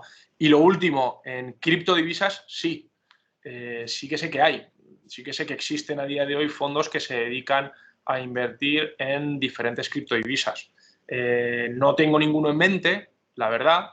No obstante, si a alguien le interesa mucho, hay un paper, una casa de inversión que se llama Incrementum, que hace bastante research sobre oro y sobre criptodivisas. Y ellos creo que tienen algún fondo de criptodivisas. No obstante, a quien ha hecho la pregunta también le diría que tuviera precaución, ¿vale? Las criptodivisas son activos muy volátiles, activos, como ya os comenté la última vez, ¿no? que en principio quieren ser moneda, entonces están en proceso de monetización. Ya veremos si eso ocurre o no, pero ciertamente que son activos muy, muy volátiles. Y luego, igual es un poco, en fin, igual es un poco empezar a invertir en fondos y empezar a invertir en un fondo de criptodivisas que probablemente tenga una volatilidad pues del 5 o 6% al día, o que puedes tener días en los que pierdes un 20% en un mismo día. Igual es un poco demasiado, ¿vale? Yo diría que hay que tener un poco de prudencia a este respecto. Pero vamos, respondiéndolo, sí existen fondos de cripto, sí. Bueno, pues antes de leer la siguiente, recuerdo a todo el mundo que si quieren hacer una pregunta por micrófono podéis, simplemente tenéis que levantar las manos. Entonces, bueno, te leo otra y a ver si se anima alguien. Vale. ¿Qué opinión tienes sobre robo-advisors como el de Open Bank o Indexa Capital? Bueno, vamos a ver. En general los robo-advisors tienen una ventaja, que es que son más baratos, ¿vale? Es más barato tener un robo-advisor que ir a una banca privada, a un banquero privado o al banco tradicional a que nos digan cuál es un poco nuestra cartera, nuestro modelo, ¿no? Como opinión, pues hombre, una innovación más de las que probablemente veamos más en el futuro, porque en fin, los robo-advisors y, por así decirlo, la inteligencia un poco artificial, aunque no es exactamente eso, cada vez va en crecimiento en el mundo y poco a poco pues tendremos más robo-advisors, ¿no? En general, pues no es una opinión mala, es decir, es una alternativa más dentro de todas las que ofrece el mercado. O sea, el mercado te ofrece comprar tú acciones y bonos como quieras y que el banco simplemente intermedie las mismas y yo me lo guiso, yo me lo como. El mercado también te da un asesoramiento un poco más personalizado vía banca privada. El mercado también te da boutiques como nosotros, en los que hacemos un pequeño nicho de mercado. Igualmente tenemos las grandes entidades bancarias que tienen un poco de todo. Y luego, pues lógicamente, los robo-advisors, que ciertamente pues, tienen su razón de ser y ciertamente tienen su razón de ser, sobre todo en costes, claro. Pues muchas gracias. Te leo la siguiente. ¿Podría nombrar los costes y comisiones de los fondos y qué significan cada uno de ellos? Vale. La comisión de gestión, que es la primera, que es al fin y al cabo la comisión que se lleva la entidad por gestionar el patrimonio. ¿Vale? Esta es la más facilona de todas. Oye, yo te gestiono el patrimonio, pero hay una comisión que es la que me llevo yo para operar mi negocio, para ganar dinero, pagar los gastos, etcétera, etcétera. Está la comisión del depositario, ¿vale? La comisión del depositario es la que se lleva el banco, porque tú no puedes ser el mismo depositario de tus propios fondos, ¿vale? Sino que tiene que haber un banco en el que se depositen los fondos, ¿vale? Nosotros, por ejemplo, en Azvalor trabajamos con BNP Paribas, el banco francés, pero se puede trabajar con Santander, con el BBVA, infinidad de bancos que se dedican a estos bancos internacionales como Pictet, etcétera. Entonces, la comisión del depositario, es la que se lleva este banco. Luego hay gastos, no tanto comisiones, pero gastos de auditoría. Luego hay gastos de corretaje y gastos operacionales. Pero las dos más grandes, es decir, cuando uno va al TER, que es lo más importante a la hora de ver los gastos de un fondo, el Total Expense Ratio, es en inglés, aquí hay mucho anglicismo, como habéis podido comprobar en la charla, viene a ser el ratio total de gastos en el que incurre un fondo para poder funcionar. Y lo que hace es sumarlos todos, el de gestión, el del depositario, más el resto de gastos, ¿vale? Y eso os diría que son más o menos todos. Luego puede haber gastos adicionales de la entidad, de mantenimiento de cuenta, de apertura de cuenta, que esto es pues, por su propio nombre, ¿no? Oye, pues para mantener la cuenta abierta o pagas el X% o tienes más de cierto capital invertido con nosotros.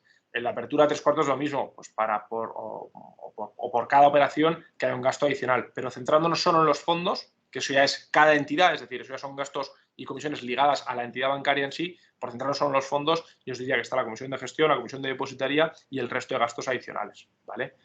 Puede haber también comisiones adicionales.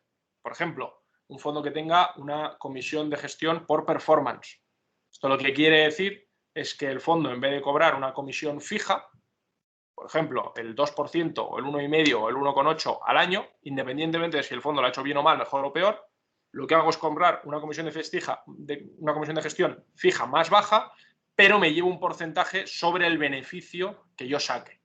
Esto pues puedo llevar un 5% sobre los beneficios, un 6% sobre los beneficios, un 9% sobre los beneficios, ¿vale? Los famosos hedge funds que decíamos antes solían tener una estructura de comisiones que se llamaba siempre el 2-20, que es el 2% de comisión fija y el 20% sobre los resultados, ¿vale? Lo cual es elevado, pero bueno, hedge funds estoy hablando de, a lo mejor es un poco del mundo, de los cuales ya pues cada vez quedan menos, pero bueno, esto sería un poco por englobarlo, cuáles son las comisiones en los fondos.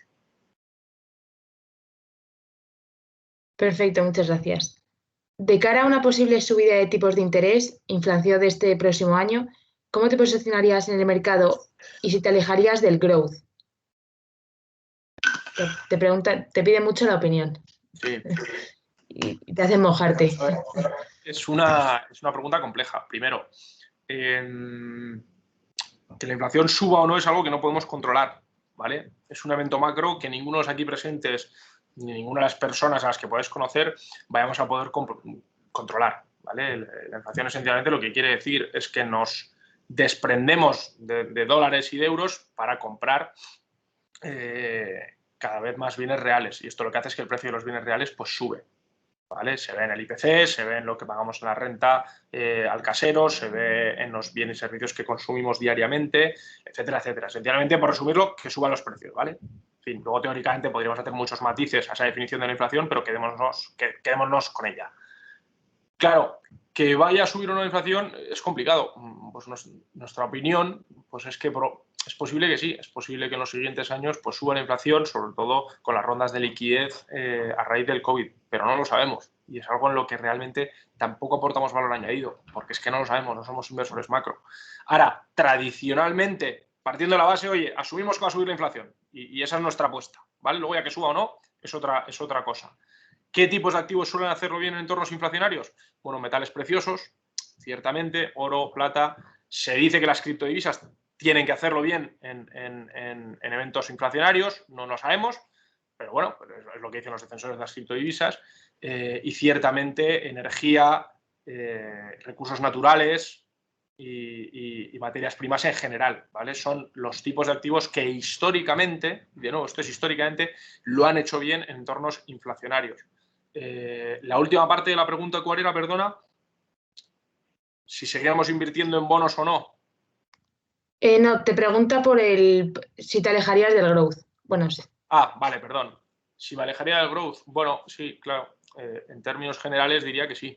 Es decir, yo no puedo decir que gestores growth lo pueden hacer peor, porque no lo sé. Habrá algunos que lo harán mejor, otros peor, y habrá algunos que incluso ya están descontando este tipo de riesgos e intentan meterlos en su cartera para proteger a la misma de ellos. No obstante, el growth en términos agregados, pues efectivamente con subidas de tipos lo hace peor, ¿vale? Sí. Pero de nuevo, la pregunta es muy compleja, porque es, oye, partiendo de la base de que va a haber inflación, bueno, ya veremos. Que ojo, si la hay, pues el tipo de gestión o el tipo de vehículos que hay que tener, pues es fácil comprarlos. Es decir, comprar ETFs de oro o comprar mineras de oro o comprar recursos naturales, etcétera, etcétera, en bolsa se puede hacer y no es especialmente complejo. El problema no va a ser ese. El problema efectivamente es si esa tesis que tengo yo macro se va a dar o no, que eso ya es bastante más complejo. Rey Delio, para quien ha hecho la pregunta, que bueno, como gestor macro, pues al menos a mí me gusta bastante y le tengo bastante respeto intelectualmente hablando, ya ha dicho que él sí cree que va a haber inflación, que sí cree que los siguientes años van a ser más inflacionarios frente a los últimos 20 años, o bueno, 10 años sobre todo, que han sido deflacionarios y que hay que prepararse para ello y que hay que comprar oro y bienes raíces y en fin. Entonces, si a alguien le interesa mucho el tema y aun si ya tiene la opinión formada de que va a haber inflación, pues al menos que lea Rey Dalio, que al menos de macro, pues algo más que yo sabe, ¿no?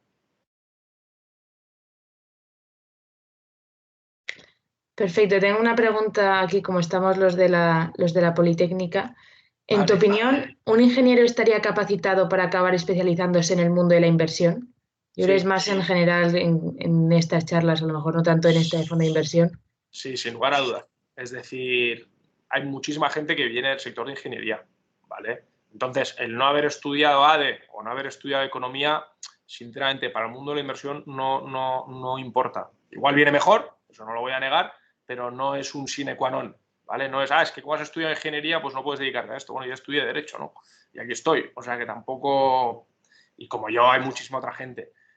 Ingenieros, pues sí, hay mucha gente que viene de ingeniería industrial, que viene de ingeniería de minas, que viene de ingeniería de telecomunicaciones y que tiene unos inputs, que tiene un know-how, que tiene un cierto conocimiento que probablemente una persona de ADE no tenga, porque el ingeniero se dedica a estudiar otras cosas y el de ADE, pues no. Entonces, yo puedo incluso saber más que una persona que se dedica a invertir y que sabe mucho de finanzas, pero puedo saber más de pues, empresas como Técnicas Reunidas, que es una ingeniería del petróleo, o empresas mineras, porque yo soy ingeniero de minas y, en fin, al de ADE pues igual le pueden decir, no, es que la mina para el año que viene ya está cerrada, ya está abierta, produciendo no sé cuántas toneladas al mes de cobre y vamos a ganar no sé cuánto. Pues igual uno de ADE se lo cree, porque claro, de ingeniería no sabe nada, pero el ingeniero, por ejemplo, de minas, igual te dice, bueno, mira, yo llevo viendo minas 20 años, perdona que te diga, pero es que eso no, la mina que tenéis aquí la tenéis aún, en fin, no va a empezar a producir en tan corto plazo, ¿no? Y luego, incluso si queréis pasar directamente al sector de las finanzas o al sector financiero sin haber trabajado antes como ingenieros, ¿vale? Alguien que diga, oye, yo estudio ingeniería, pero luego me he dado cuenta que por mi cuenta me gusta más el sector de la inversión. No pasa nada. O sea, hay muchísimos físicos, muchísimos matemáticos, muchísimos ingenieros que al fin y al cabo se dedican al sector. ¿Por qué? Pues porque, y aquí os hago un halago, ¿no? Pero tenéis la mente bastante bien parida. En fin, es una carrera complicada, o sea, no es una carrera fácil de hacer la ingeniería. También estáis acostumbrados, en términos generales, a un trabajo duro, más o menos meticuloso y minucioso. Y estos son habilidades que son casi requerimientos para invertir. Que luego no es lo mismo, porque como os dije en la anterior charla, pues hombre, de contabilidad alguien ya sabe muchísimo más que vosotros. De contabilidad vosotros, pues no sé si habréis dado mucho o no, pero imagino que no todo lo que una persona añade. Y la contabilidad, si al menos queréis hacer renta variable, o sea, va a ser el pan vuestro de cada día. Y no hay más. Si queréis hacer quant, pues es que no tenéis ni que saber de contabilidad, la verdad. Probablemente todo vuestro bagaje matemático os vaya a servir mucho para hacer quant. El fondo que os decía antes de Renaissance Technologies, de Jim Simons, creo que la gran mayoría de los que trabajan allí no son ni abogados, o sea, ni han estudiado Derecho, ni han estudiado Finanzas, ni han estudiado ADE. Son todos matemáticos, físicos, algún ingeniero y algún biólogo. O sea, la gran mayoría de la gente que hace quant normalmente es gente con un bagaje de lógica formal, es decir, de matemática, pues bastante elevado. Entonces, claro, sector financiero, sí. Luego ya qué rama dentro del sector financiero, pues ya dependerá de cada persona, ¿no? Pero sí, no creo que haya ningún problema, la verdad. Bueno, pues todos salimos contentos entonces. Te hago otra pregunta. ¿Qué es mejor, escoger un fondo que cualitativamente sea más sólido y que no tenga tanta puntería con acciones, o que haya escogido buenas acciones en el pasado y que cualitativamente sea peor? Creo que esto ya lo has mencionado en la charla, pero... Vale. Vamos a ver, la respuesta es complicada, porque si un fondo es cualitativamente bueno, lo normal es que haya hecho bien su trabajo y que su proceso de inversión sea el correcto, ¿vale? Ojo, esto no quiere decir que todos los años, todos los meses, todos los días el fondo solo vaya a subir. O sea, eso no existe. Hasta Warren Buffett, que es uno de los mejores inversores value de la historia, ha tenido muchos momentos, creo que 4 o 5 veces en su historia, en los que su cartera, su acción ha caído un 50%. Y ojo, este es de los mejores que hay. Vale, que son 4 o 5 veces en la historia porque va gestionando, pues creo que tiene ya 80 y largos. O sea, lleva gestionando mucho tiempo, ¿no? Pero efectivamente, lo que os quería hacer ver es que si uno se fija solo en la rentabilidad, va a creer que el fondo ya es cualitativamente bueno, porque los resultados le amparan. Claro, eso no es siempre así. Es decir, hay muchos momentos en los que tienes un ciclo malo, en los que el mercado no te acompaña, en los que tú estás haciendo tu proceso con el mayor rigor que puedes, no obstante el mercado aún no reconoce el valor de lo que tú estás haciendo. Y eso ocurre tanto en bonos como en acciones, en diferentes estilos de inversión, como en macro. ¿vale? Es decir, Ray Dalio ha tenido años buenos y también ha tenido años malos, ¿vale? Que es un hedge fund que intenta hacerlo bien todos los años, pero bueno, si nos fuéramos a inversores macro, peores que Ray Dalio, también tienen sus añadas malas, ¿no? Entonces, no confundir buenos resultados con habilidad y no confundir malos resultados con, en fin, con hacerlo mal, con no tener habilidad. Y os pongo un ejemplo más simple. Ahora yo os digo, hoy hay que invertir en la acción A, B y C. Suponer que suben. Dentro de 2 semanas os digo A, B y C, suponer que suben, y dentro de 3 semanas os digo A, B y C, suponer que suben. Vais a decir, este tío es buenísimo. Cada vez que nos dice invertir en 3 acciones, no hace más que subir. Podrá subir más o menos, pero al menos yo perder dinero no he perdido. El tío es bastante bueno. Claro, ahí no habéis analizado mi proceso de inversión. Ahí simplemente estáis diciendo que los resultados que yo he tenido, que ojo, pueden ser aleatorios, porque efectivamente la bolsa lo que tiene son movimientos aleatorios, es un sistema complejo. De nuevo, hay que leer a Taleb. No nos dicen nada sobre el proceso. Si yo luego os digo, oye, ¿sabéis cómo he sacado estos resultados de lo que os he dicho en las últimas 3 semanas? Pues mira, he cogido la expansión, lo he colgado ahí en la pared que tengo enfrente, he tirado un dardo y ha caído en una acción. He tirado otro, ha caído en otra acción y he tirado otro y ha caído en otra acción. Bueno, pues he tenido suerte. No obstante, mi proceso de inversión ciertamente no ampara mis resultados. Yo he tenido suerte.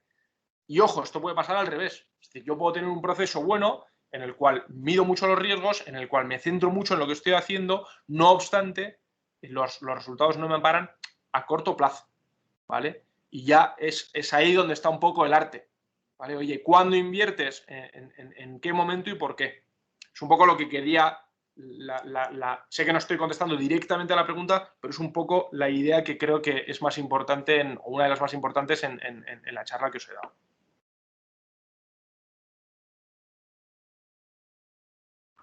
Bueno, tenemos a Pablo con la mano levantada, así que te cedo la palabra.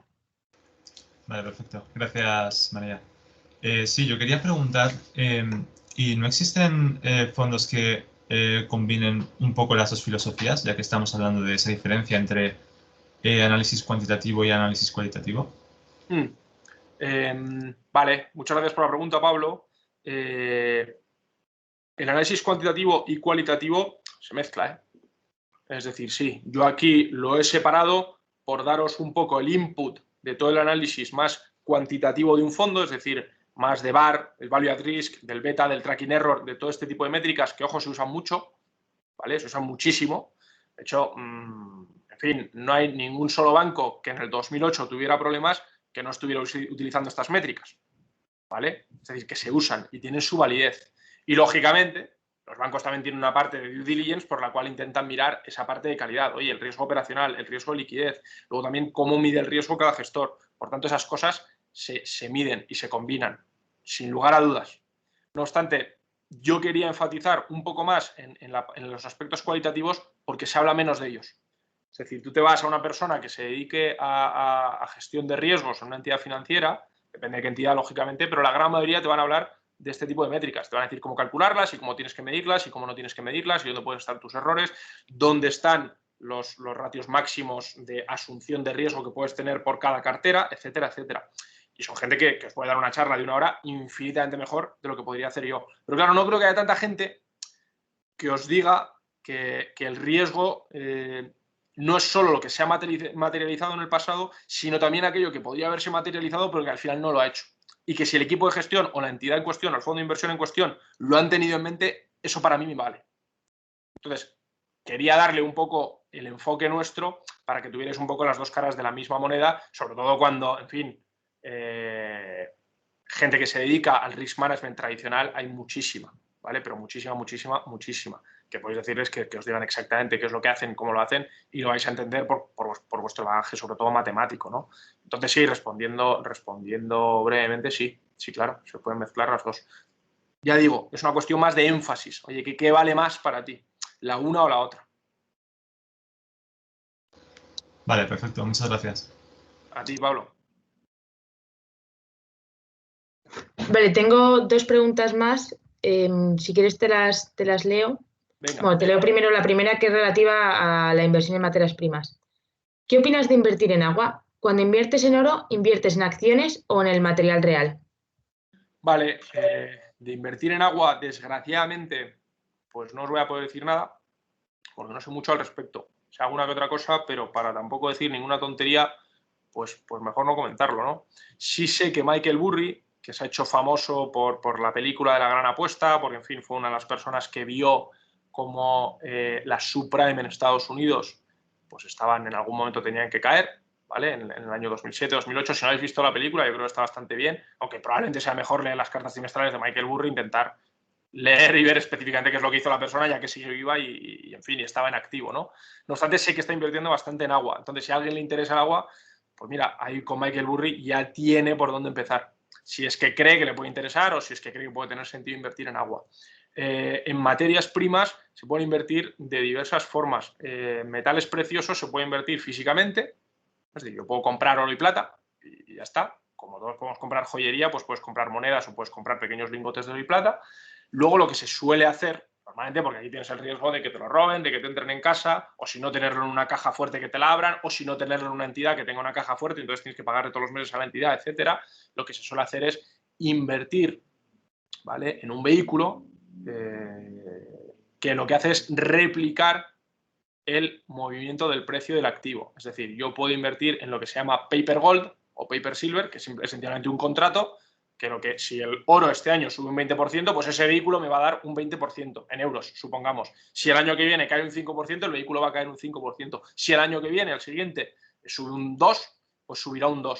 Esta es la manera más fácil porque se puede comprar y vender todos los días, tiene muchísima liquidez, son contratos regulados a los que podemos acceder de hecho, es decir, no es algo solo para ricos o a través de grandes patrimonios y nada por el estilo. Entonces eso lo que te va a hacer es replicar el comportamiento del precio de esa materia prima, ¿vale?, en bolsa. Y eso también existe para el petróleo y para alguna que otra materia prima más, no para todas, pero para bastantes.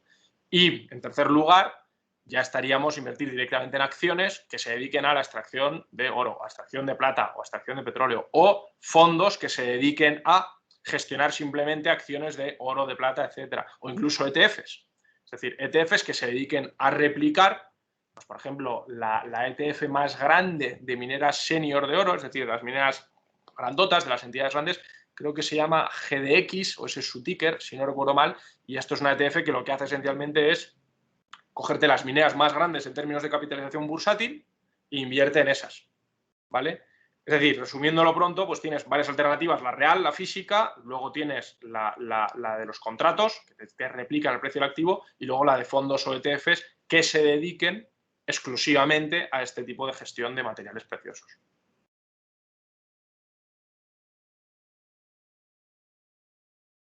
Perfecto, yo creo que ha quedado claro.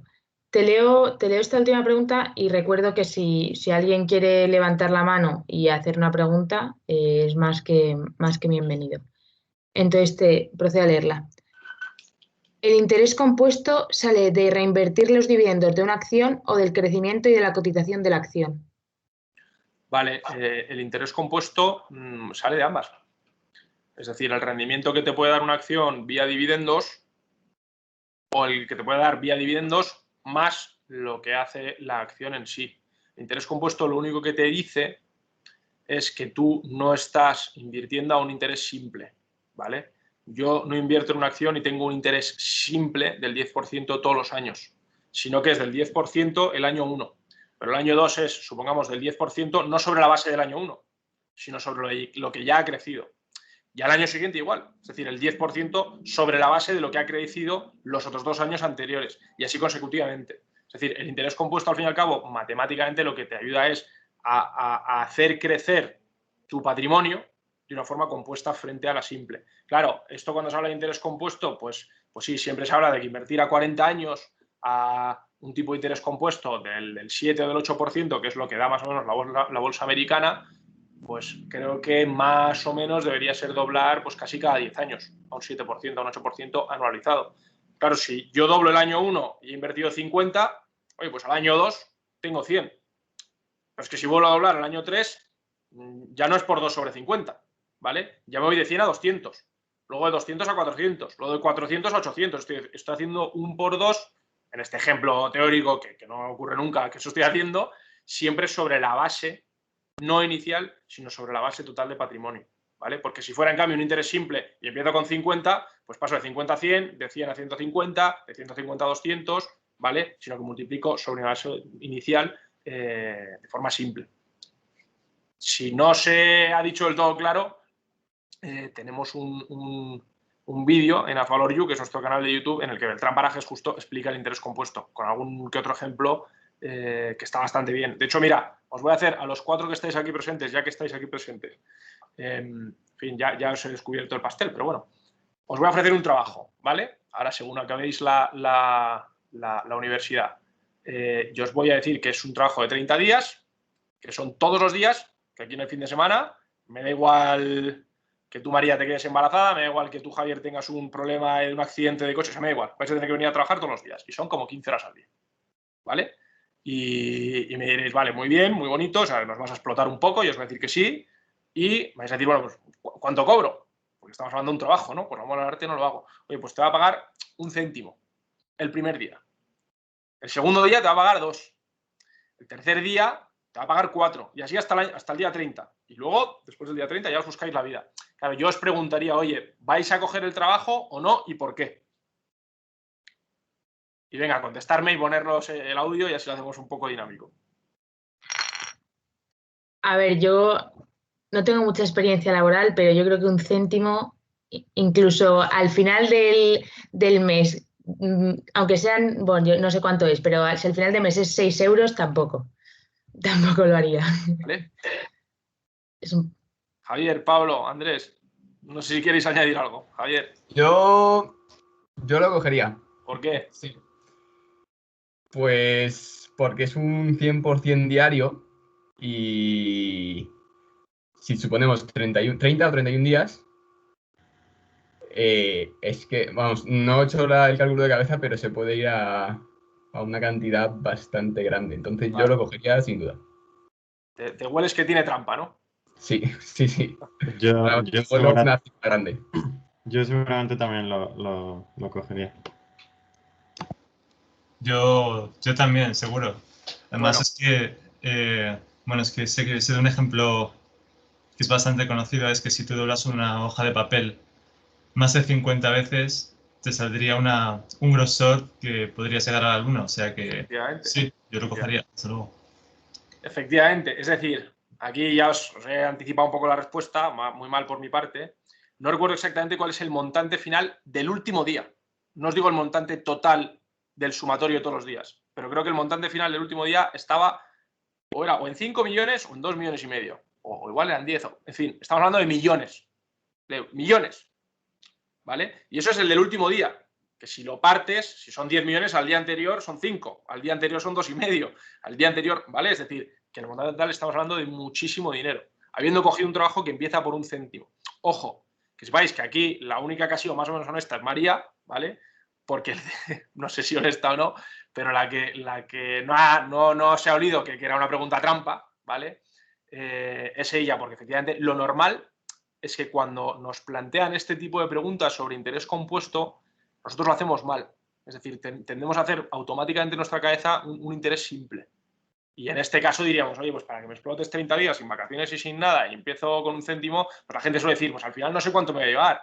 Hay gente que dice 1.000 euros, 3.000 euros, no sé, 5.000 euros, hay alguno que dice 50.000. Pues, está hablando de millones. En el vídeo de Beltrán, de nuestro canal de AdValorYou, lo dice exactamente, ¿vale? Dice exactamente cuál es el montante total. Sí, tengo aquí la calculadora y son 10,74 millones. Pues mira, no, creía que eran 5, al final eran 10. En fin, eso es el último día, si no recuerdo mal.